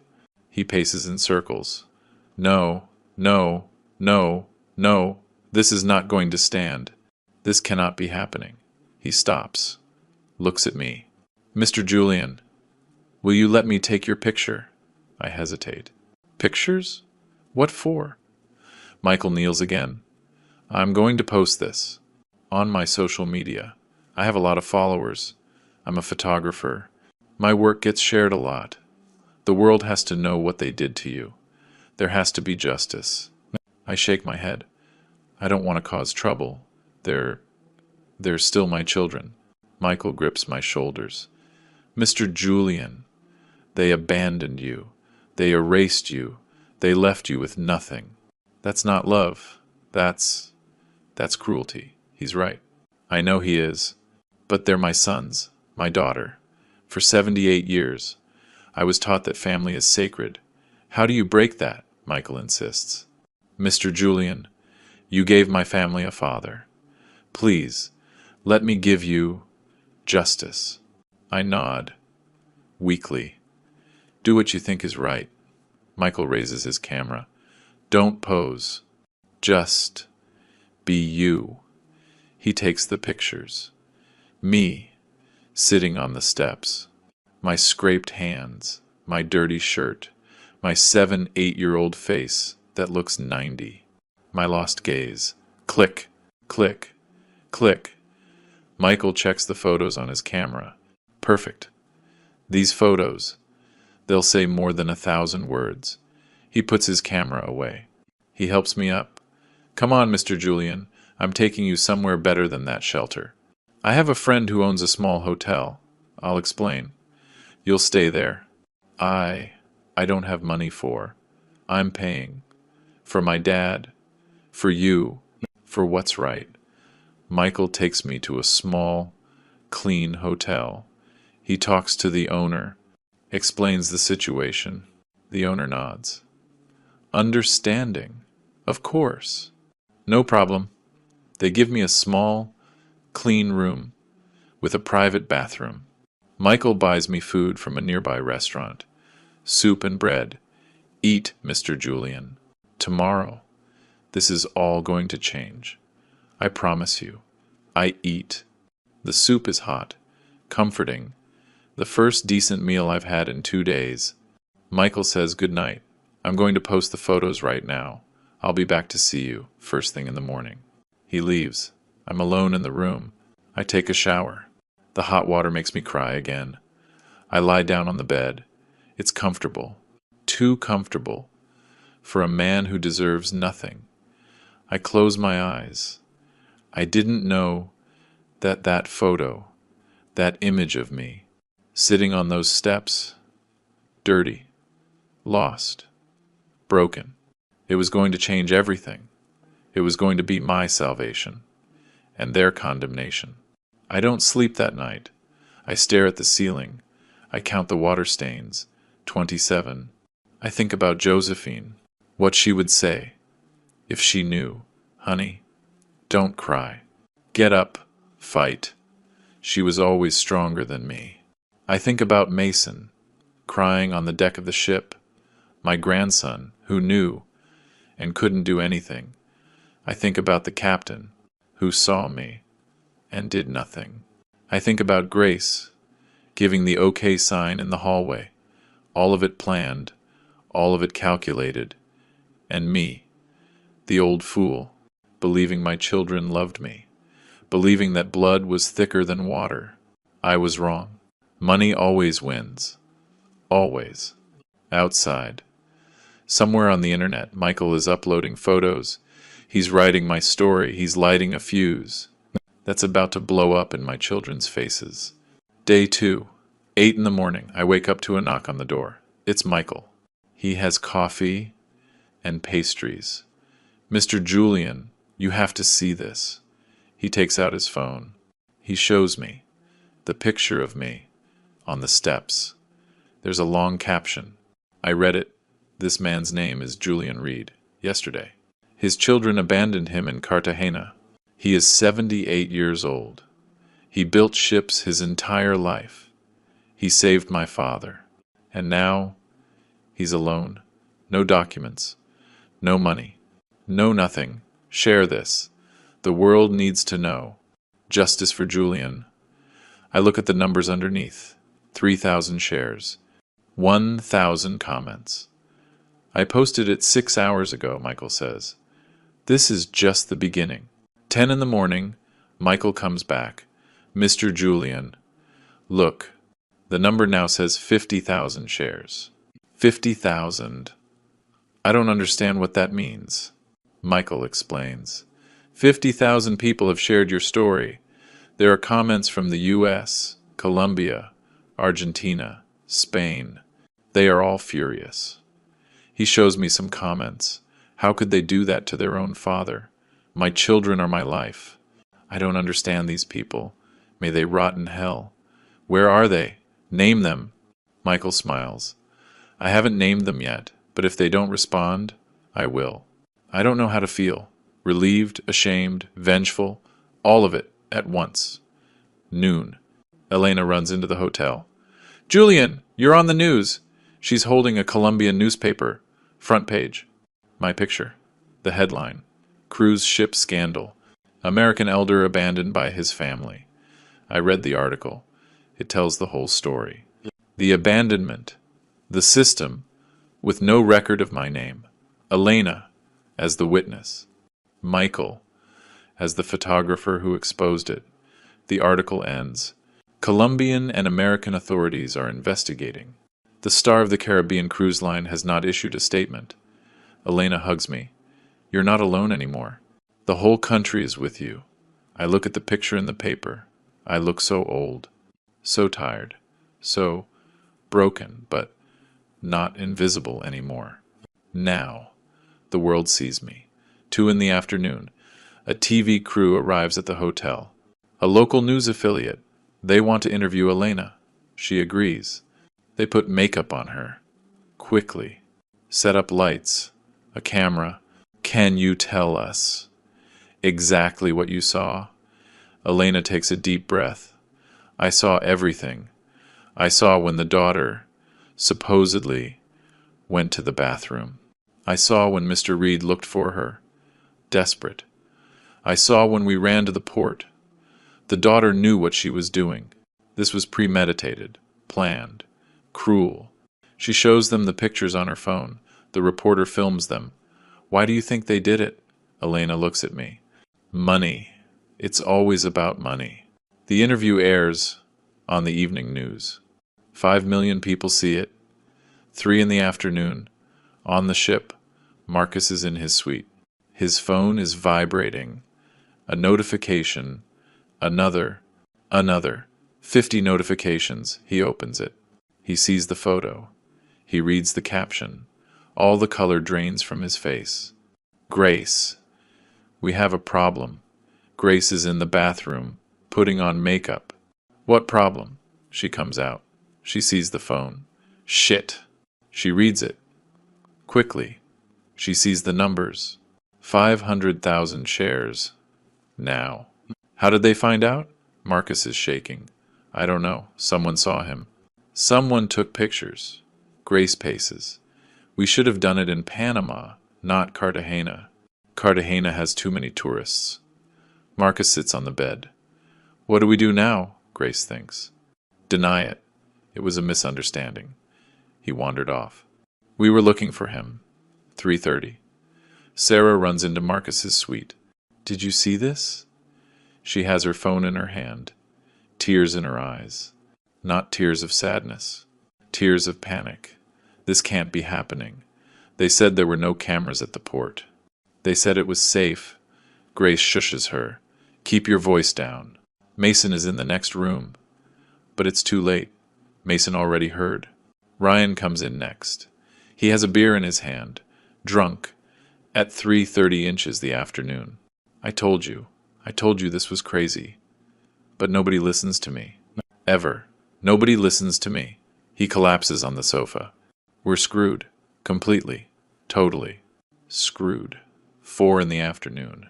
Captain Humberto Salazar gets a call from corporate. Captain, we have a situation.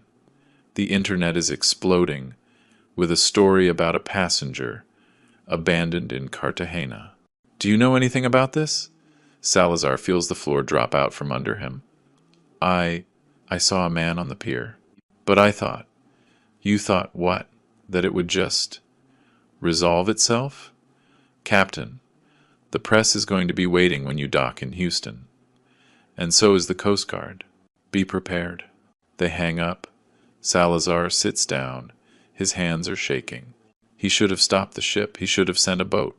But Marcus had given him $500 to look the other way.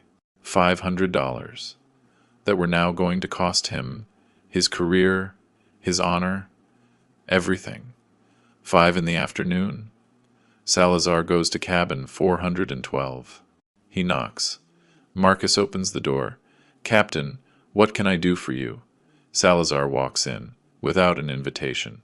Mr. Reed, I need to talk to you about your father. Marcus tries to play innocent. My father? What about him? Don't play dumb. The whole world knows what you did. You abandoned him. Marcus switches tactics. He takes out his wallet. Captain, we can fix this. I can pay you more. Much more. Salazar looks at him with disgust. Not anymore. Put your money away. There's no fixing this. He storms out. In the hallway, he passes Mason. The boy's eyes are red. He's clutching his cell phone. $50 that I spent on souvenirs Sarah picked out. Souvenirs that are now lost in some market in Cartagena. Now I get it. She knew exactly what she was doing. It wasn't improvised. It was precise, calculated, planned like you plan a murder, because this was a murder, even if I'm still breathing. The station door creaks open. A woman walks in, older, maybe in her late 60s, short gray hair, big sunglasses that she takes off as she enters, asking if they were sure, and he said nothing. He did nothing. He just gave that warning that night. Don't go to the port. But it wasn't enough. It was never enough. Now his grandpa is alone in Colombia, and the whole world knows. His family abandoned him. Mason hugs the phone. I'm going to see you soon, Grandpa. I promise.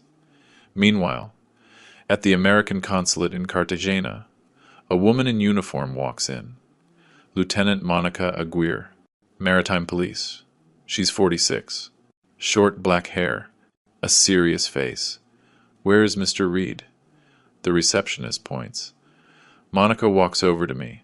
She holds out her hand. Mr. Julian, I'm Lieutenant Monica Aguirre. I flew in from Bogota. We're going to get you back home to the U.S., and we're going to make sure your children answer for what they did. I stand up. Answer? Yes, sir. Elder abandonment, fraud. Possibly more. This is not going to be dropped. My voice shakes. But they're my children. Monica looks at me with eyes that understand. I know, sir, and I'm sorry, but the law is the law. I sit back down. Monica sits across from me. Mr. Julian, I lost my father 3 years ago. He was abandoned, too, in a nursing home. The family promised to visit. They never came. He died alone. So, when I saw your story, I had to come. I had to help. She has tears in her eyes. This tough woman, in a uniform, with a gun on her hip, has tears. You are not going to die alone. You are not going to be forgotten. You have my word. And right there, with this uniformed woman in front of me, a 2 8-year-old photographer fighting for me, a Colombian widow defending me, I understood something. My voice. The voice my children tried to drown in the sea. The voice they thought no one would ever hear was being heard by millions, by an entire continent. And that voice was going to bring justice, even if it broke my heart in the process. Day 4, Houston International Airport. It's 2 in the afternoon when I get off the plane. Lieutenant Monica Aguirre is on my right. On my left is a young lawyer who offered to represent me for free. His name is Richard Maldonado. He's 32. He says his grandfather was also abandoned by his family. That's why I'm doing this, Mr. Julian. For my grandfather, who's gone.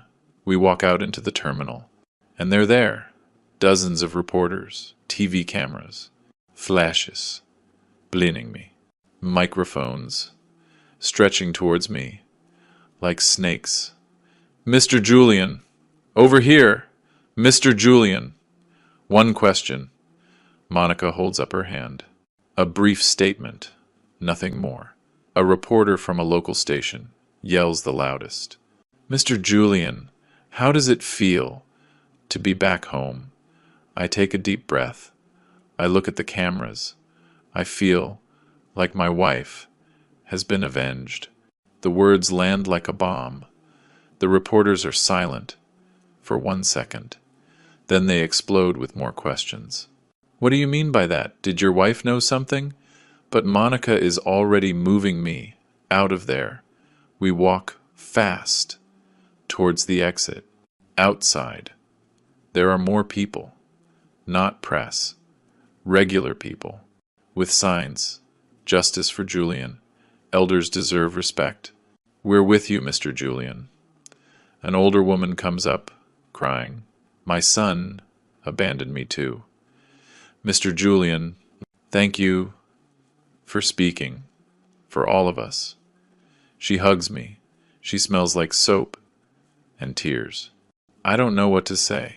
I just pat her on the back. We get into an official SUV. Monica drives. We're going straight to the port. The ship docks at 4. I look at the clock. 2 hours. In 2 hours, I see my children. I don't know if I'm ready. I'll never be ready. 4 in the afternoon. The port of Houston, the star of the Caribbean, is docking. It's huge from here. White, imposing, like a monster, returning after swallowing my life. There's more press, more police, a crowd of onlookers. The ship finishes docking. They lower the ramp. The first passengers start to come off. Happy tourists, tanned, with bags full of souvenirs. Then I see them. Marcus comes out first, gray suit, sunglasses that don't hide his pale face. Grace is behind him, a scarf over her head, huge sunglasses, trying to hide. Sarah comes next. No makeup, hair pulled back. She looks 10 years older. Ryan closes the line. He's staring at the ground. The 4 of them walk down the ramp. They see the crowd, the cameras, the police. They stop. Marcus looks to where I'm standing. Our eyes meet. He wants to say something, but he can't, because Mason comes running off the ship. My grandson sees me. He yells, "Grandpa!" He runs down the ramp. Grace tries to grab him. "Mason, no! Stay here!" But the boy is fast. He dodges her hand. He runs towards me. Marcus yells, "Mason, get back here!" He doesn't go back. He reaches me. He throws himself into my arms. He's heavier than I remember. He almost knocks me over. But I hold him. I hold him tight. He smells like kids' shampoo and tears. "I'm sorry, Grandpa. I'm sorry. I'm sorry. I'm sorry." He's sobbing into my shoulder. His whole little body is shaking. I heard them, and I didn't do anything. I couldn't do anything. I stroke his hair. It's soft, like when he was a baby. "It's not your fault, kiddo. It was never your fault." The cameras are filming us. The flashes are exploding. But I don't care. I have my grandson in my arms. And that's the only thing that matters right now. The only good thing left of my family. Mason clings to me. I'm not going with them. I don't want to go with them. It's okay. We'll figure it out. I look up. My children are 30 feet away, standing there like statues. Marcus has his hands in his pockets. Sarah is dabbing her eyes with a tissue. Ryan is staring at his shoes. Grace has her arms crossed. None of them come closer. None of them say anything. The cameras are on them. A reporter shouts, "Why did you do it?" Another, "Don't you have anything to say?" Marcus finally moves. He walks towards me, slowly, like he's walking to his own execution. He stops, 6 feet away. "Dad." His voice is shaking. "Dad, I didn't. It was a misunderstanding." "We." I hold up my free hand. The other is holding Mason. "No. One word. Dry. Final. Don't say anything. I don't want to hear anything ever again." Marcus opens his mouth, closes it. His shoulders slump. Lieutenant Monica walks up to my children. "Mr. Reed, Mrs. Reed, Mr. Ryan Reed, you need to come with us to the station.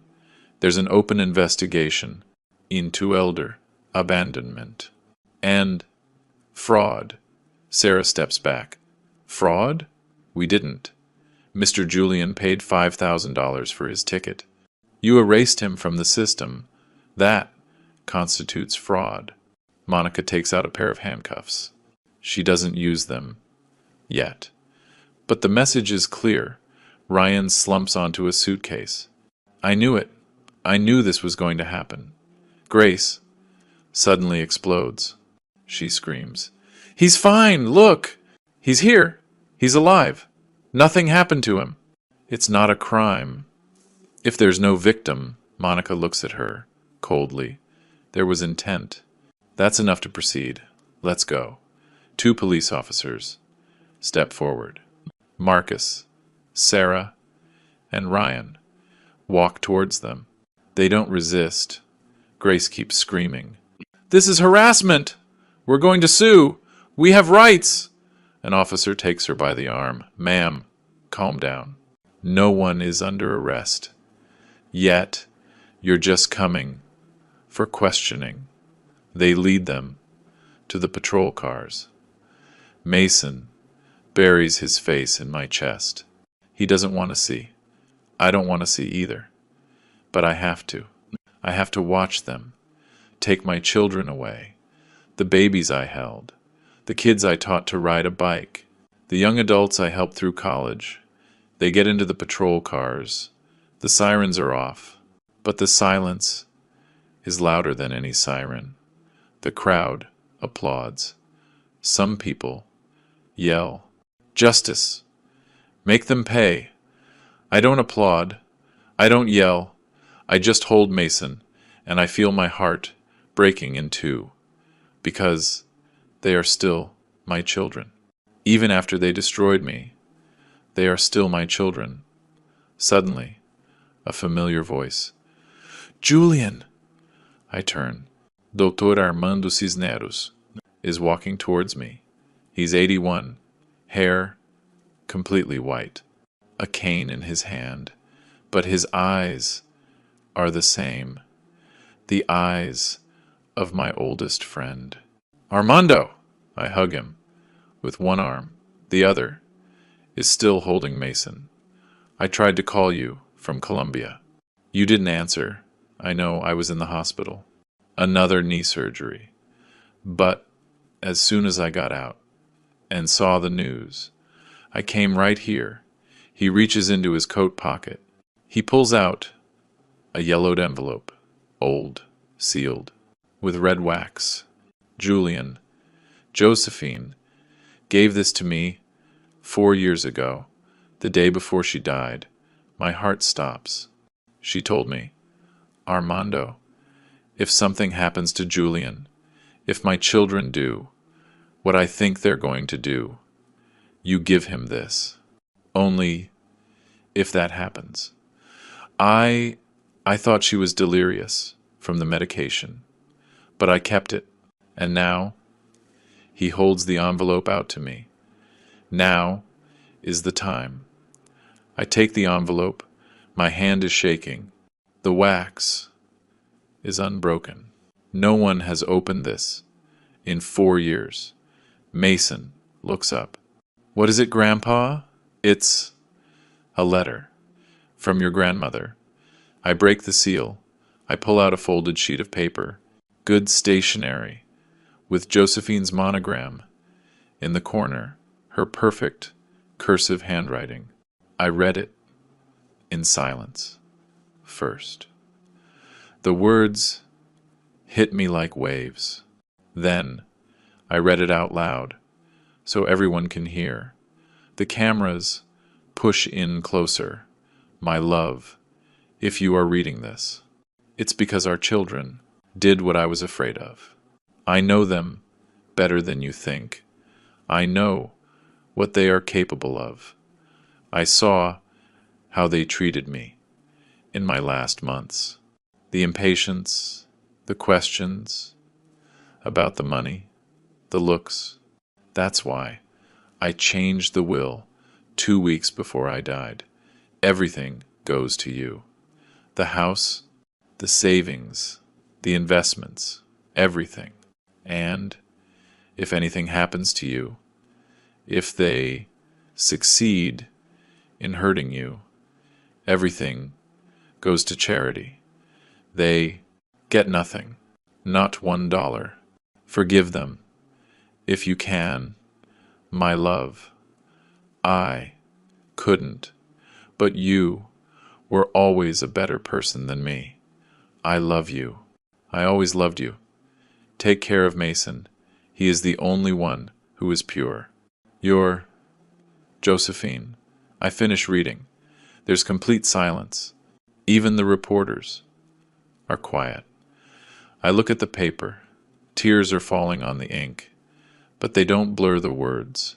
Josephine knew, my wife knew, 4 years ago, that my children would try something like this. That's why the sealed will. That's why the 4-year wait. To protect me, to give them time, to show who they really were. And they did. My God, they did. I fold the letter carefully. I put it in my shirt pocket, close to my heart. Armando puts his hand on my shoulder. She loved you. To the end, Julian. And beyond. I nod. I can't speak. My throat is closed. Mason hugs me tighter. Grandma was really smart. I smile through the tears. Yes, kiddo, your grandma was the smartest one of all of us. And right there, with that letter in my hands, with my dead wife's handwriting, protecting me from the grave, I understood. She took care of me even after she was gone. She protected me when I couldn't protect myself. My Josephine, my eternal Josephine. Richard, my lawyer, comes over. Mr. Julian, this letter changes everything. With this, we can proceed. Not just for the abandonment, but for attempted probate fraud. This is proof of premeditation, going back years. The cameras are still rolling. A reporter shouts, Mr. Julian, are you going to press charges against your children? I look at Mason. I look at Armando. I look at the letter in my pocket. I look at the patrol cars holding my children, and I tell the truth. I'm going to do what my wife would have wanted. I'm going to protect myself, and I'm going to protect my grandson. The rest, I'll let the law decide. Monica nods. Well said, Mr. Julian. We're going to make sure you get what you deserve. And they will get what they deserve. I get into the SUV. Mason won't let go of me. Armando gets in with us. The doors close. We drive off. In the side mirror, I see the port getting smaller. I see the Star of the Caribbean. I see the crowd. I see the sea. And I think the sea took me. But it also brought me back. And now, with Josephine's blessing, from beyond, I'm going to rebuild what they tried to destroy. 3 months later, the civil courthouse in Houston. I'm sitting in the front row. Richard is next to me. Mason is with me. He took the day off school. He wanted to come. I need to see it, Grandpa. I need to see. On the other side of the courtroom are Marcus, Sarah, and Ryan, each with their own lawyer. They don't look at each other. Grace isn't there. She filed for divorce 2 weeks after they got back. She blamed Marcus for everything. I told you it was a bad idea. You insisted, she screamed at him in front of everyone at the police station. She took half of what little they had left. Marcus looks 10 years older, thin, dark circles under his eyes. Sarah has her hair pulled back in a simple ponytail, no makeup, a black dress. She looks like she's at a funeral. Maybe she is. Ryan is the only one who looks at me. His eyes are red. He's been sober for 3 weeks. He's in rehab. The judge enters. We all stand. Civil case. Number 247. Reed versus Reed. Please be seated. The judge reads the verdict. After reviewing all the evidence presented, this court finds that the defendants, Marcus Reed, Sarah Reed, and Ryan Reed, acted with premeditation in the abandonment of their father in a foreign territory, while there were no grievous physical injuries or death. There was considerable moral, psychological, and emotional damage. She pauses. She looks at my children. The attempted probate fraud has also been proven, thanks to the posthumous letter from Mrs. Josephine Reed. She looks at me. Mr. Julian Reed has waived any claim to his children's inheritance. His statement was, I don't want their money. I want my peace. However, he has filed for damages. The judge hits the gavel. This court grants a judgment of $100,000 to be paid by the 3 defendants. They have 6 months to pay. Case closed. The gavel sounds again. It's over. We walk out of the courthouse. The reporters are outside, but not as many. The story is old news now. 3 months is a long time in the news cycle. Some of them ask me, how do you feel, Mr. Julian? Relieved, I answer. And it's the truth. Not happy. The pain doesn't go away. With a verdict, but relieved that it's over. Marcus comes out later. He's alone. His lawyer quit in the middle of the hearing. I can't represent you. This is indefensible. Marcus sees me. He wants to come over, but Monica is by my side. She gives him a look. He stops. He puts his hands in his pockets. He just walks away. Alone, his construction company went bankrupt. No one wants to work with the man who abandoned his father. He lost his house, his car, his wife, his friends, everything. He lives in a small apartment. Now, alone, working whatever job he can find And I don't feel happy about that, just sad, because he's still my son, my firstborn, and watching him fall, it hurts, even though he's the one who pushed me. Sarah didn't fare much better. She had a nervous breakdown 2 weeks after the cruise. Social media destroyed her, the daughter who abandoned her father. Her picture was everywhere. They recognized her on the street, in the supermarket, at the gas station. They yelled things at her. Shame on you, bad daughter. She had to move to another city. She changed her name legally. Now she calls herself Anna Reed. She deleted all her social media. She doesn't leave her house.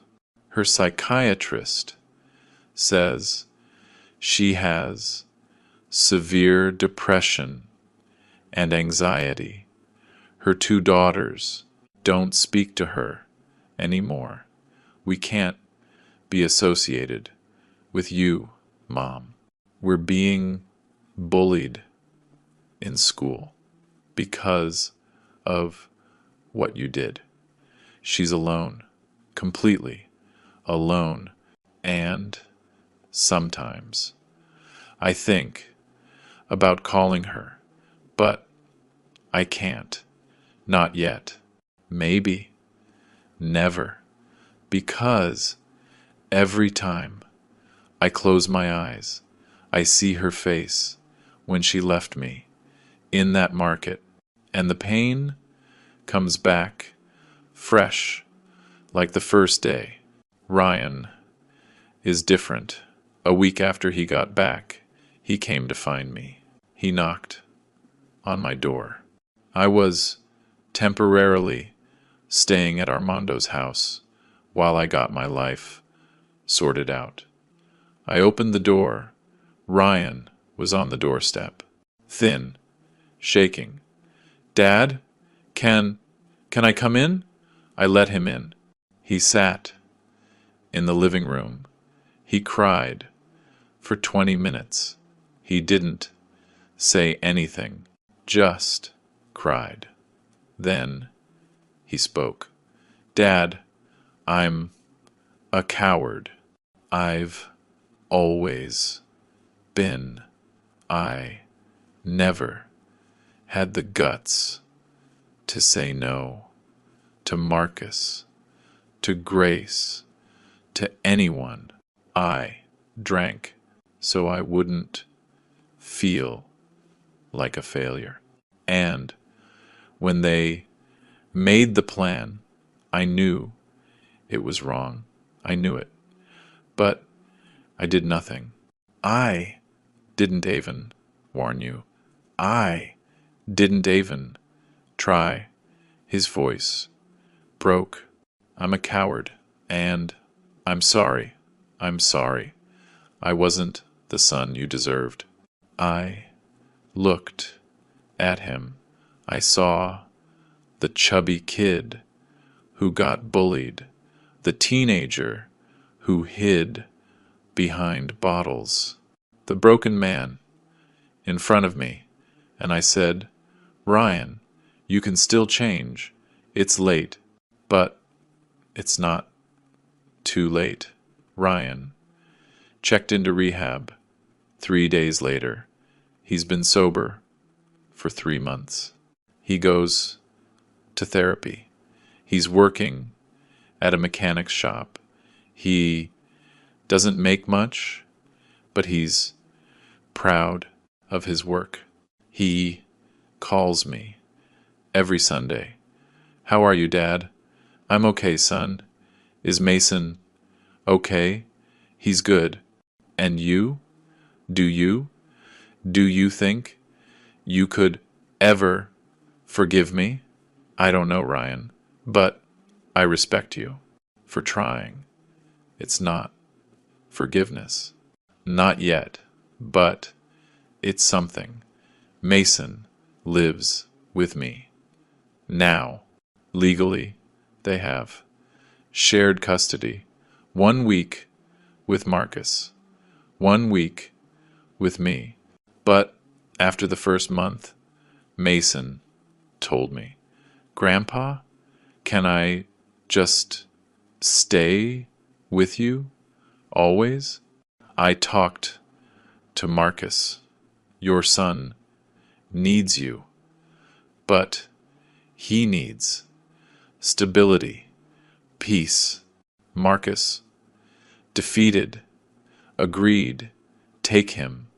I don't know how to be a father anymore. And so Mason stayed with me. I feel safe with you, Grandpa.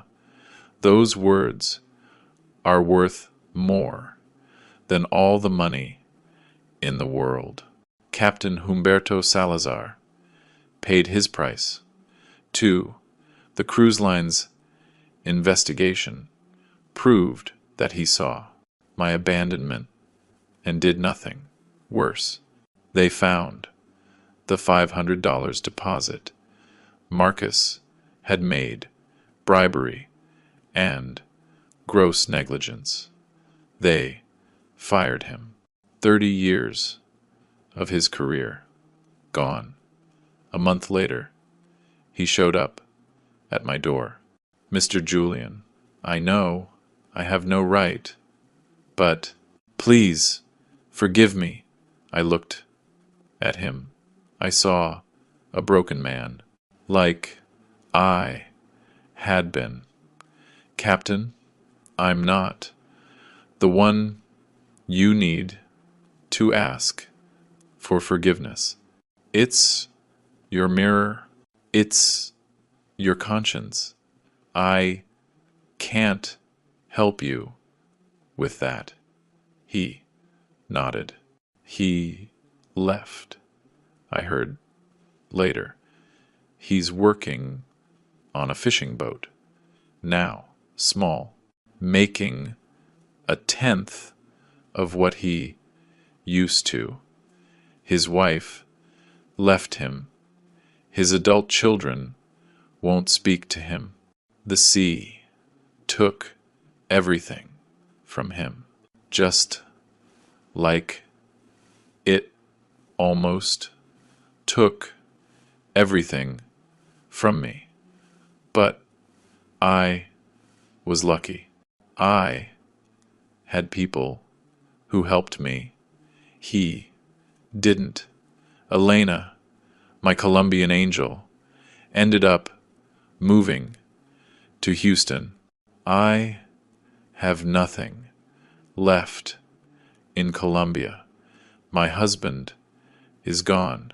My children are in the States. Why not start over here? She bought a small house 3 blocks from mine. Every Sunday we have lunch together. She cooks. She makes a home-cooked meal that reminds me life still has flavor. We're 2 survivors. Julian, she tells me, the sea tried to drown us, but here we are. Sometimes I think Josephine sent Elena to me. That from up there she saw everything and said, my love needs help. Send someone. And Elena showed up with her pink phone case, with her enormous heart, with her compassion that saved me. It's not romance. We're both too old and too tired for that. It's something better. It's true friendship, the kind that doesn't need words to understand. Michael Ramirez came to visit last month. He brought his girlfriend, a nice girl studying to be a doctor. Mr. Julian, did you know your story was seen by 40 million people? 40 million?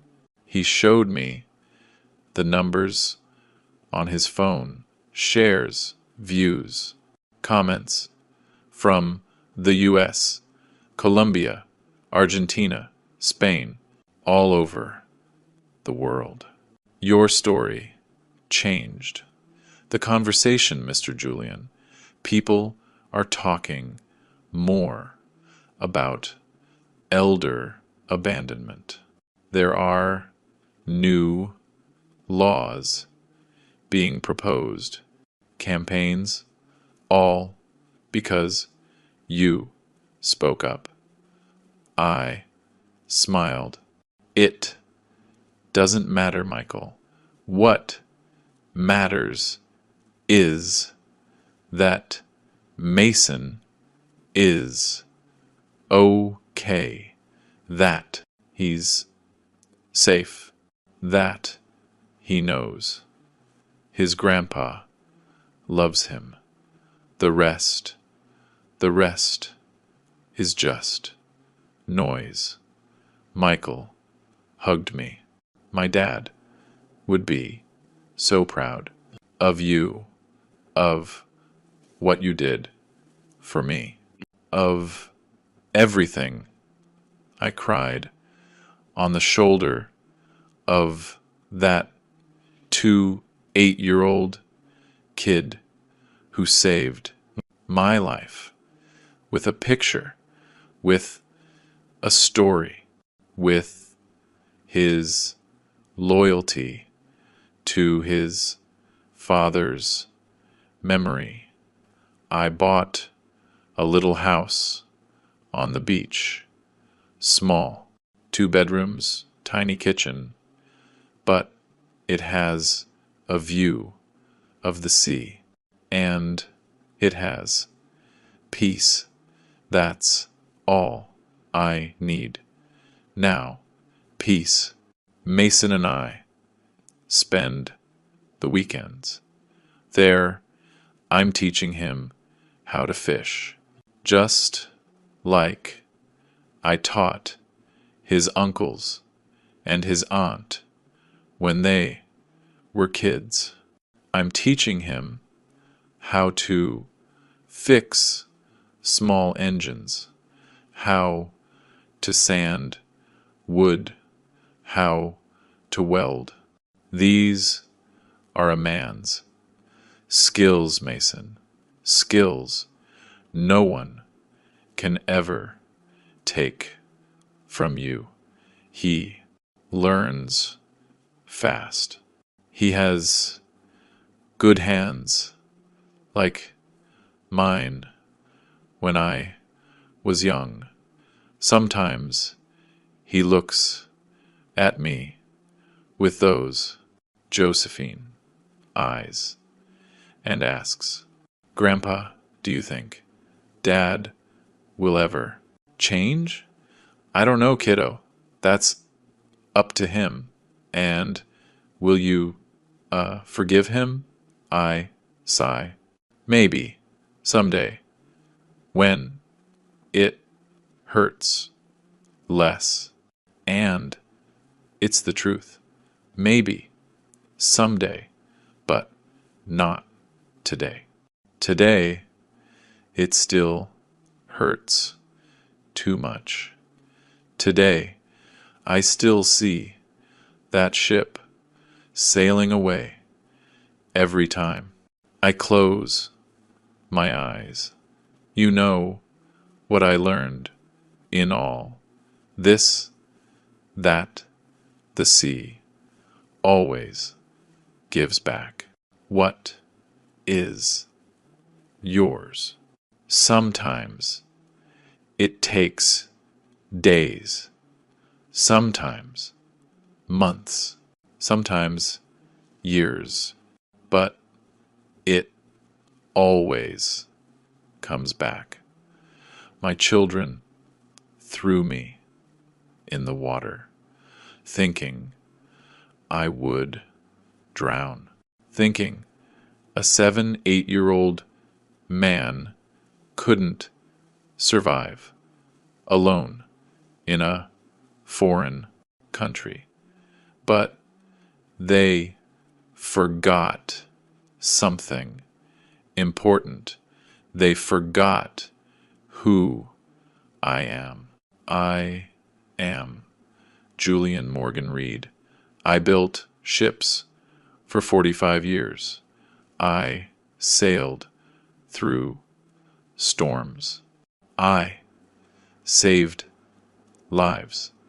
I built an empire from nothing. I am an old sea dog and sea dogs. Even when they're old, even when their knees are tired and their hearts are broken, they always know how to swim back to shore. They always find their way home.